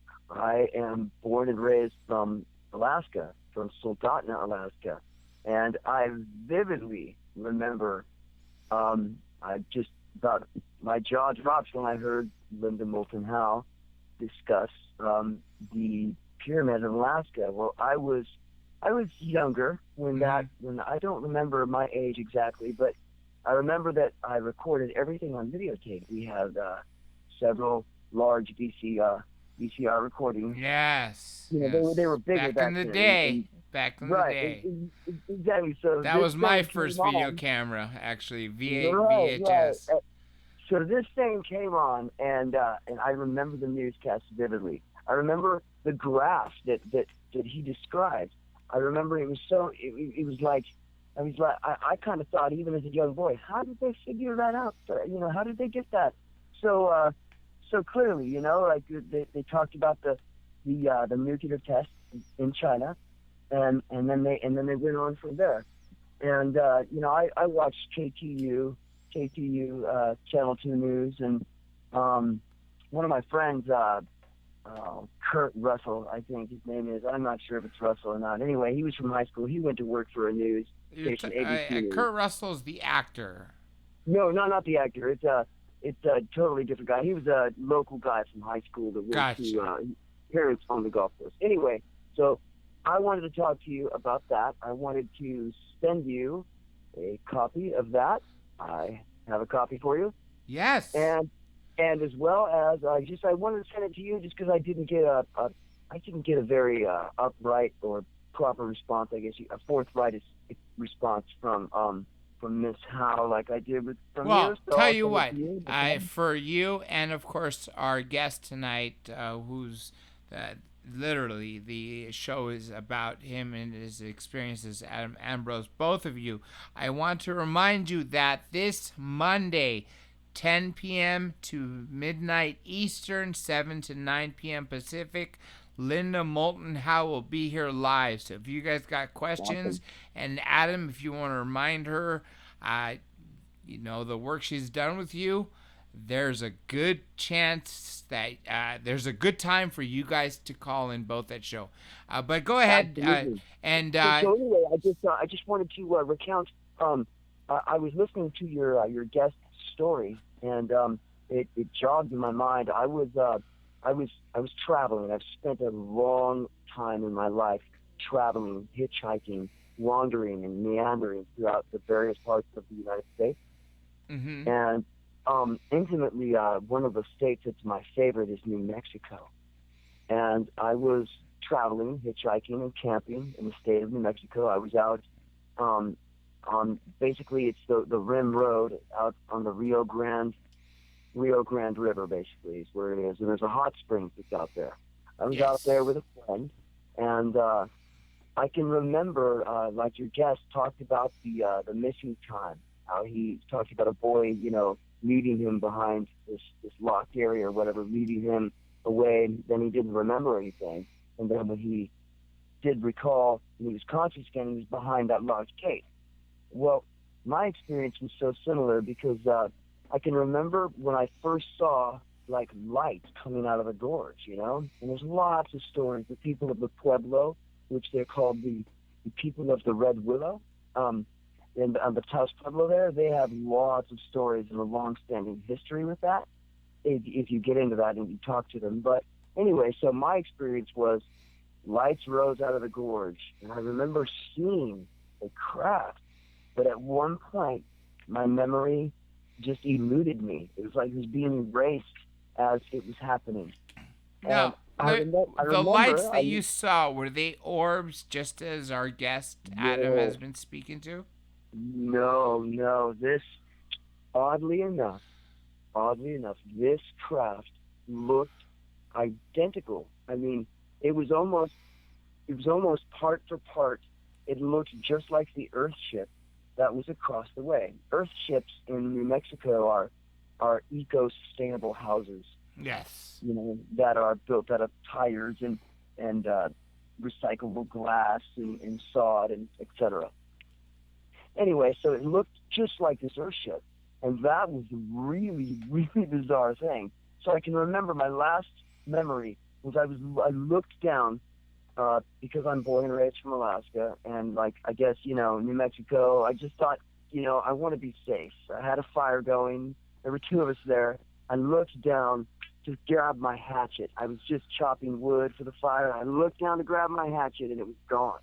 And I just set it down, and that got me. I knew at that point that there was something happening. So I can't explain why this happened, but I began to look around, and I began to see like a twinkling all around me, kind of like the fabric of the reality was wearing thin, And I got freaked. So me and my friend jumped in the truck, and as we fled out of there, I left my really nice Kelpie tent and really nice gear. The campfire was burning. Out of fear, right? Yeah, out of fear, completely. We left out of there in his truck, driving really fast, a little dangerous. And I can remember looking back and seeing the craft, and it's following us, And then as I was trying to remember, as I tried to recall details, it was almost as if my memory was being taken from me. But they left just enough of an impression on me. It was most bizarre. And I've always wanted to see something. I've always did. I've always looked and searched and yeah. So I've been seeing quite a few interesting pictures of Nibiru. Do you have any news on that at all? Yes. As a matter of fact, Rick Shaw and L.A. Marzulli have talked about that on the last interview about 2 months ago, and they'll be on again soon within the next month, maybe the latest in January. But we will talk about that. But any thoughts on anything new as far as just anything that we should know? That there is a crazy movie named Melancholia starring Kiefer Sutherland, where there's going to be a planet that is passing by, and the inference is Planet X Nibiru, but instead it collides with Earth, and therefore is the end of the civilization as we know it. Right, Not right, just humanity, but all of Earth, because you have a bigger sized planet than Earth colliding with Earth. What are you going to have? You're going to have a big old mess that's going to take millions of years to become something else. So you're going to have the oxygen and oxygenation event go away, and it took, I think, a couple of billion years for that to actually occur on Earth, which gave life to, of course, small single-celled beings that were such as viruses, bacteria, or amoebas, etc., that were single-celled and eventually led to where we are now, where we have multiple species. I mean, that's why one of the reasonings I hear that these ETs want to visit Earth is because that we have such a the proximity of us to the sun is two things. One, it gives us a very diverse amount of life for them to study. And two, a very peculiarly short lifespan of human beings, which means that we pretty much die off right when we're starting to become get that wisdom and get that childness out of us. That's right. Yeah, Right. so that's a very huge thing. But I think if we look back in history, I think that we could find stories that talk about a time on the earth when man lived longer. Yes, that's right. 800, 1100 years, and it's happened. Yes. It's in the Bible. It's in the Bible. Absolutely. I know. I just that was too. That was just like.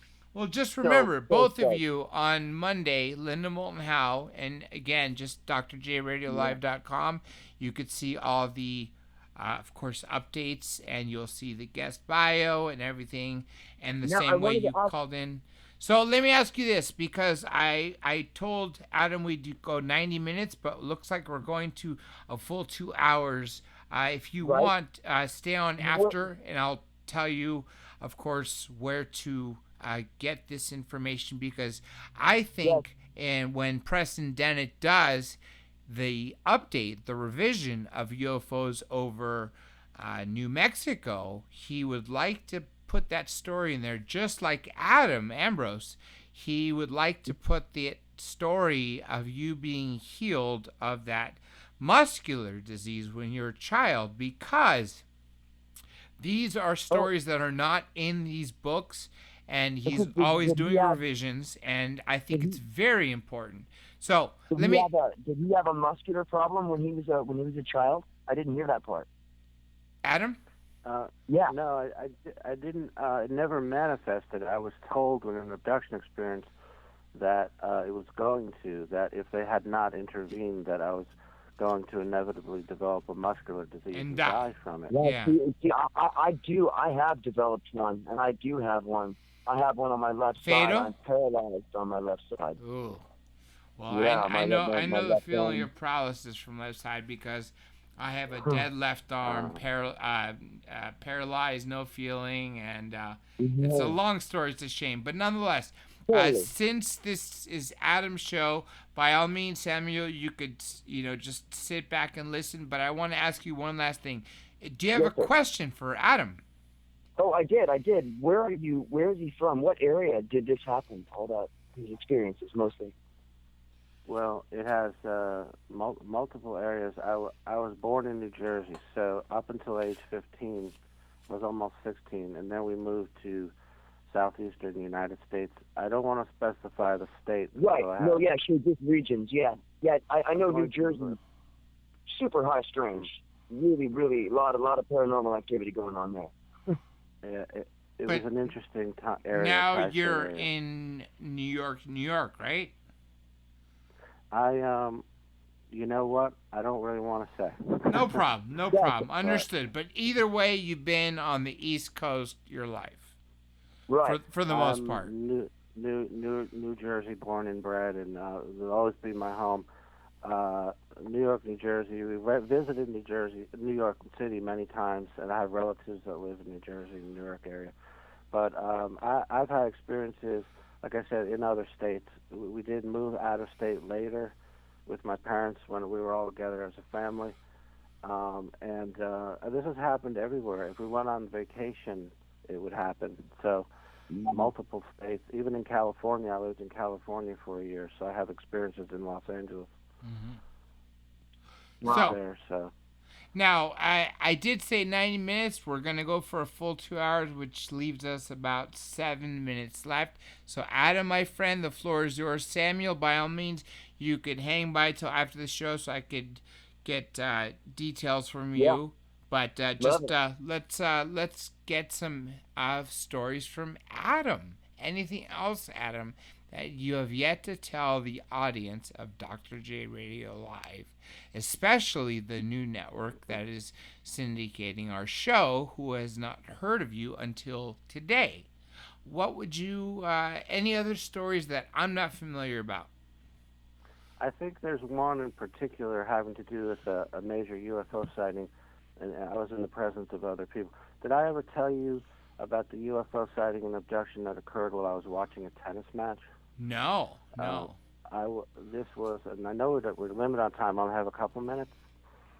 So this was quite a while back. I was in my 20s. I'm now 54, and I used to play a lot of tennis, and I was attending. I played in tennis tournaments, and I was watching a tennis tournament. I wasn't playing in this one, but I was sitting in the stands. It was not a large stands. There was maybe 30 people there. It was a tennis club, and I was walking around the grounds, and there were multiple events. It was crazy. There was a UFO sighting, and me and some other people were all looking up, and we saw this strange object. It was not a saucer-shaped object. It was oddly shaped, like it was almost like a box. It was irregularly shaped, and it morphed into a helicopter as we were watching it. And I'm not the only one that saw this, and that freaked us out. And then some people seemed to forget it. We were talking about it, and then they're like, "What are you talking about?" So there was that, immediate memory suppression going on. So I knew something was going to happen. So I'm sitting there watching this tennis match, and all of a sudden, not just me, multiple people hear a beeping sound. We're watching this match, and we're like, "Where's this beeping sound coming from?" Like, beep, beep. It kept going like that. And then there was someone saw a UFO craft, and multiple people looked up and saw it. And there was missing time involved. So what happened was, again, like similar to other stories I told, I suddenly came out of this fog, and I had the memories that an abduction had happened, but not just memories. There was missing time because everyone was sitting around looking at their watches. This one guy was saying, "My watch stopped." And then it was like, wait, they compared the time. They realized his watch hadn't stopped. They would just lost track of time. 30, 40 minutes had come by. We couldn't account for it. Now, the guys that were playing tennis, what happened was, all of a sudden, we're watching the match, and while we're looking, and the guy's just standing there, slumped over. One of them vomits on the court, throws up, gets sick, falls down to his knees. The guy runs out on the court. "Are you okay? Are you okay?" And my last memory is that midpoint, he was about to hit the ball, and he was frozen like a statue. The ball goes back to the fence, hits the fence, and just rolls off to the side. And my next memory is the kid vomiting and the other kid swinging, and there's nothing there. He just swings at air. And when I got home a few weeks later, I had taken a picture of the sky, and there was an object, unidentifiable, a really inexplicably strange object that showed up in this photograph. And it was similar to what we had visually seen. We had seen first a more rectangular object, but then later some people in the stands had also seen a barrel-shaped object, and this barrel-shaped object showed up in that photograph. So we all had shared missing time and a shared UFO sighting, as one saying, that coincided with my memories of an abduction taking place.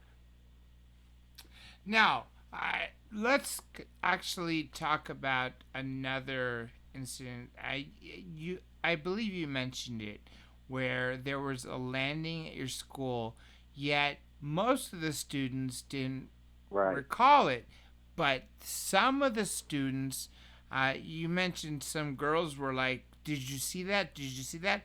Did anything happen in the subsequent days, weeks, and years, months, even? Where anyone reminded you of it, or was it you that just had the conscious recall? I haven't talked to anybody since that event happened. That happened in 1970. Okay, so like I was 7 years old, like 8 years old. So, I mean, I haven't been in contact. I've only been in contact with a couple people. I have been in contact with some people I went to school with about other things that happened, and there's witnesses there. There's people that remember having UFO sightings and missing time when they were with me in my presence. So I've already begun to go back and find those people. Not in association with that landing yet, but I do want to launch a massive exploring of that event and try to find if anyone else remembers it. I'm going to come out next year with everything. I'm just going to reveal the locations of the events, names, dates, places, because we really have to do a thorough looking into it. It's never been done. Well, that's why I cannot wait for your books to come out, where you really tell everything that you know. And I really like it how you've had so much conscious recall on top of the hypnotherapists you've been to. Right. Because those who have conscious recall, you really, how can you dismiss them in any way? If they really remember something and then there are witnesses involved, even though they forget because they're, the ETs have a way of quieting the neighborhoods, as I was mentioning the other about the other abductee, Reiki G. The point is they have the ability to use their minds in ways that we are capable of, but because there's a learning curve from one of our sponsors, Zox Pro, and I'll just tell you this quick story real quick. It offered basically a course where it said a lifelong membership. It was an online course, and with support 24 hours a day. Usually it would take about up to 24 hours for a response, and they would always help you. And so before I signed up for the course, I saw that Edgar Mitchell, who was a good friend of mine, I've done a record 14 interviews with him before he died February of this year, which is very sad. It's very sad because on that Wednesday, I had aired the interview I had pre-recorded with him when he was feeling better about 6 to 8 weeks before, and then he dies. So, but I called him and I said, "Hey, this is Dr. J," and he said, "Oh, you calling for an interview?" I said, No. I just want to ask you one question. I said, "You are a spokesperson for this company that talks about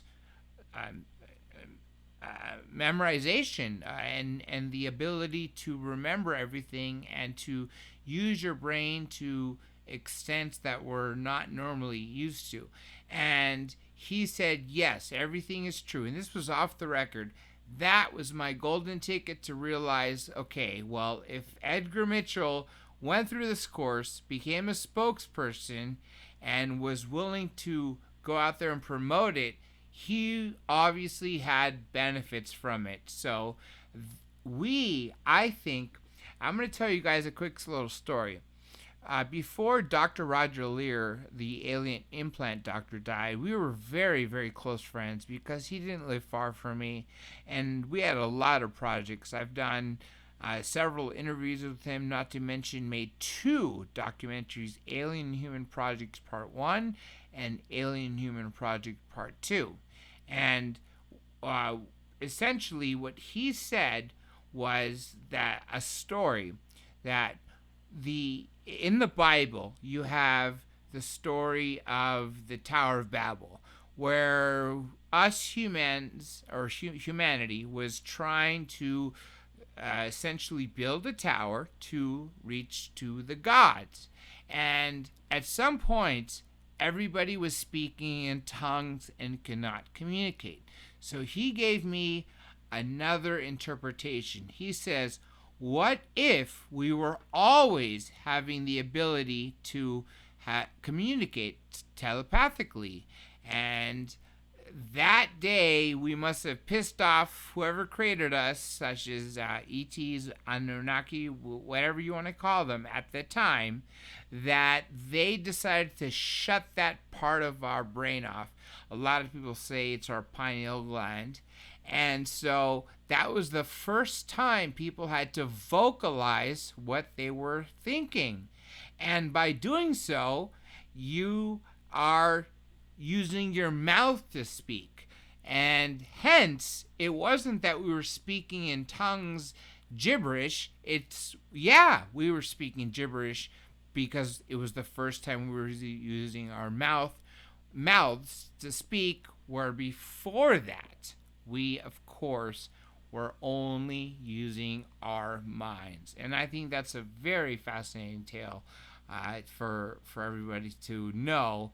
Now, take it or leave it. It's up for you to decide.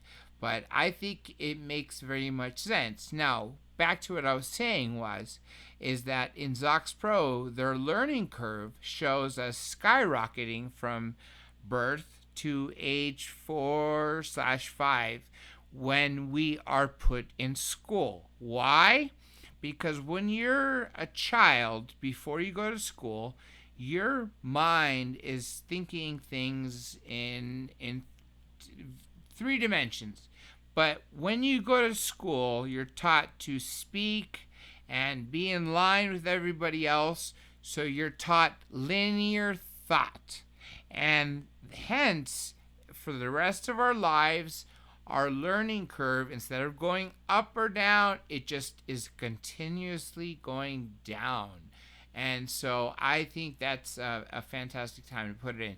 Now, we have gone over 2 hours, so Adam, thank you again for this interview. I want to give you a chance, of course, before we go, and I want to ask both of you to stay off on air after the show's over so we could talk for a quick minute. But Adam, if you have any final thoughts, and of course your upcoming book, and of course we will do this interview again and again and again. We'll do one with Nathan again, but we will focus on you again in the future. If you have any final thoughts for people who are listening globally, believers, non-believers, people on the fence, what would you have to say to them? I would say I'm here to tell my story. It's my truth, and I'm just being honest. And I understand that people will be skeptical, and I understand some people will call me crazy, and that's okay. I'm tired of arguing with people about that, and they're entitled to their viewpoint. And perhaps one day people who have not had this experience, who are in question of it, will see a UFO, will have an experience, and then they'll see it for themselves. It's the kind of thing you have to see for yourself. And I feel that my mission is just to share my story, and I really just want to tell people, knowledge leads to empowerment, and just I want to spread knowledge and inform others of what I know about the alien presence on Earth. I just know a little piece of it. It's like a little piece of a puzzle, but we're disclosure, those of us who have had experiences, and it's up to us to share those experiences, just to let other people know. I really think the world needs to know what's going on. They have the right to know, and I feel that, like I said, everyone brings something to the table, and we need to share our experiences. If we're going to understand what's going on, each of us knows and has to tell an important piece of the puzzle, and we have to share it. Agreed. Knowledge is power for everybody who hasn't understood that. Because, and remember, everybody, disclosure is in your hands. Essentially, if you hear something from somebody, or you're listening to this show regularly, and you're cherry picking of what you believe, what you don't believe, what you think you're on the fence for, you need to use whatever skill set you have to share the knowledge, because as I said, and Adam, our guest, Adam Ambrose, who I have to give credit to for coming out and telling his story on this show multiple times and always throwing in something new that you guys haven't heard. And remember, when his book comes out, all you have to do is go to drjradiolive.com, our website, which is the same name from everything, where we archive our shows on YouTube, Instagram, Twitter, Flickr, Tumblr, Google+. I even have a Gmail account there for that matter, and Slack, just things I don't even know. The point is it's all DRJ Radio Live. But if you go on our website, click on Books and Videos tab, when Adam's book is released, all you have to do is scroll down to Adam Ambrose, and it'll take you to his author's page on Amazon. So we hope to hear that soon. Now, before we go, let me just give some shout outs and some very important announcements. Of course, I want to thank Johnny Webb, who is unfortunately sick in bed, and he was not able to join us tonight. So he's a great integral part of the show, always staying awake from 3 a.m. to generally 5 a.m. Greenwich Mean Time, if not later, because he puts the shows into our other networks, which include Pulse Radio Network, Deprogram Radio Network, Late Night in the Midlands, and, of course, we have PSN, not to mention the terrestrial stations. Johnny Webb is the one that edits them to have the sound as perfect as possible, and it's literally always sunlight by the time he's done working on this show. But it's that important to him that this information gets out. Another person that needs to get thanked, of course, is Tom Schaefer, who handles our production, although he's not on the show live. He sets everything up for OBS, Open Broadcasting System, for you, the audience, to have a chance to hear and see the show if you're actually listening via YouTube, where you get a chance to watch some cool eye candy as it's going along and we're talking. And of course, we also have Lou Sheehan. So we have Johnny Webb, Tom Schaefer, Lou Sheehan, plus other volunteers such as SoCal Dan.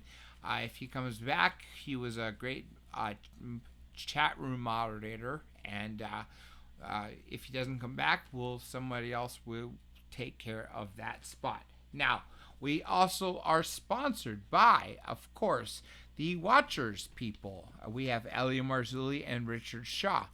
And if you go to our website, you will find a banner which is literally over it's over $60 off. It's just a great deal amount of money off for you to receive either one of two things: the Watchers 1 through 10 entire set, or for $39.99 you get Watchers 10 DNA, which is the newest one, plus Watchers 7, and you also get a year subscription to PPS, which is Paranormal Prophecy and Supernatural, not to mention L.A. Marzulli's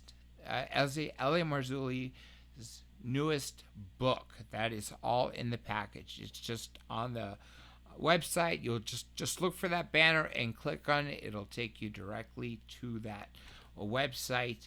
Also, Zox Pro. You just heard me mention about it.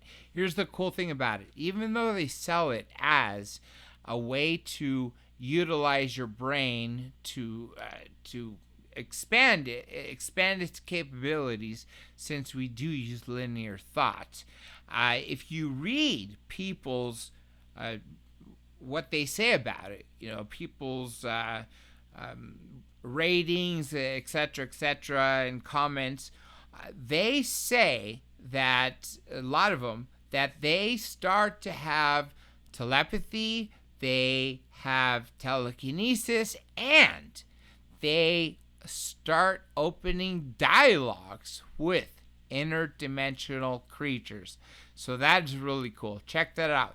ZoxPro.com/DRJ brings you to 25% off, which is $50 off essentially. So instead of $200, it's a $150 course. So check that out. And we also have, like I said, the books and videos tab. Any guest who has been on the show for the last few years, just scroll down, find their name, and click on that. It'll take you to the Amazon authors page.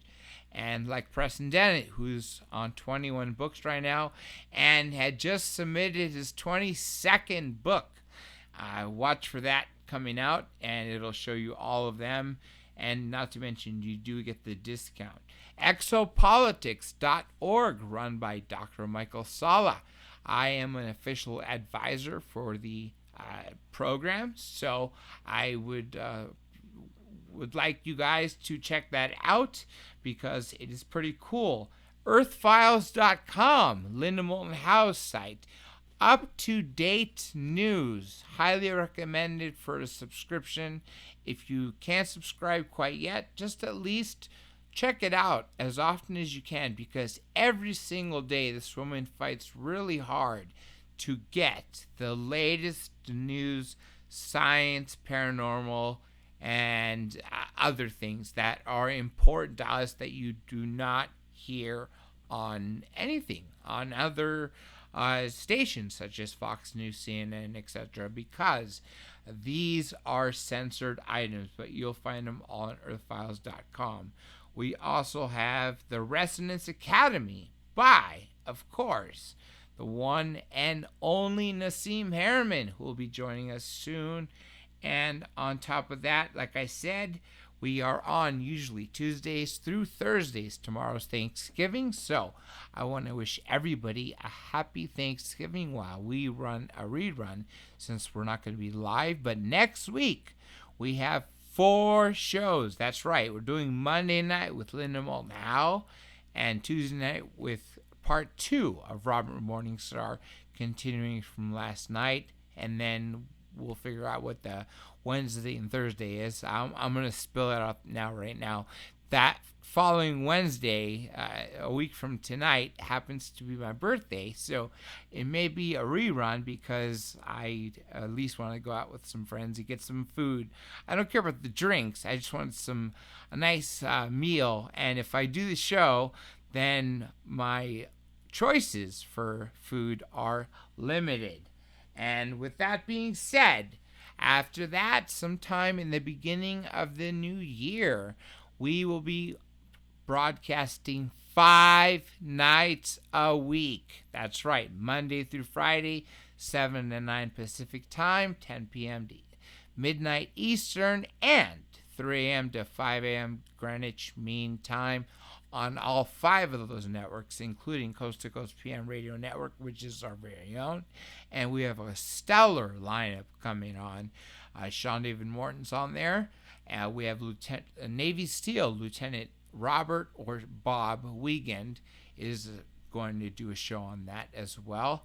Not to mention, this show will also be broadcasting, and we have some talks with other people such as David Sarita, who approached me a while back to do a show, but this was when his wife was still pregnant, and he forgot how much child rearing he would have to do and support her, his wife Crystal, really sweet lady.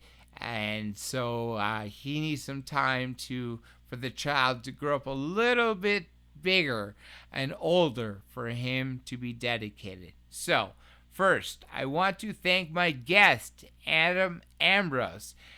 Without him, you guys will not have been able to have heard such amazing information. And of course, I want to thank my team, as I already said, Johnny Webb in London, Tom Schaefer in Florida, and of course, we also have Lucianne in Rancho Cucamonga, California. That is literally 3 time zones that I always say, and others whose names I do not haven't said. And with that being said, remember, like I said before earlier, disclosure is in your hands, everybody. You, the listener, are the most important people to this show. So keep that in mind. Thank you for joining us tonight. This is Dr. J, and I am officially signing off.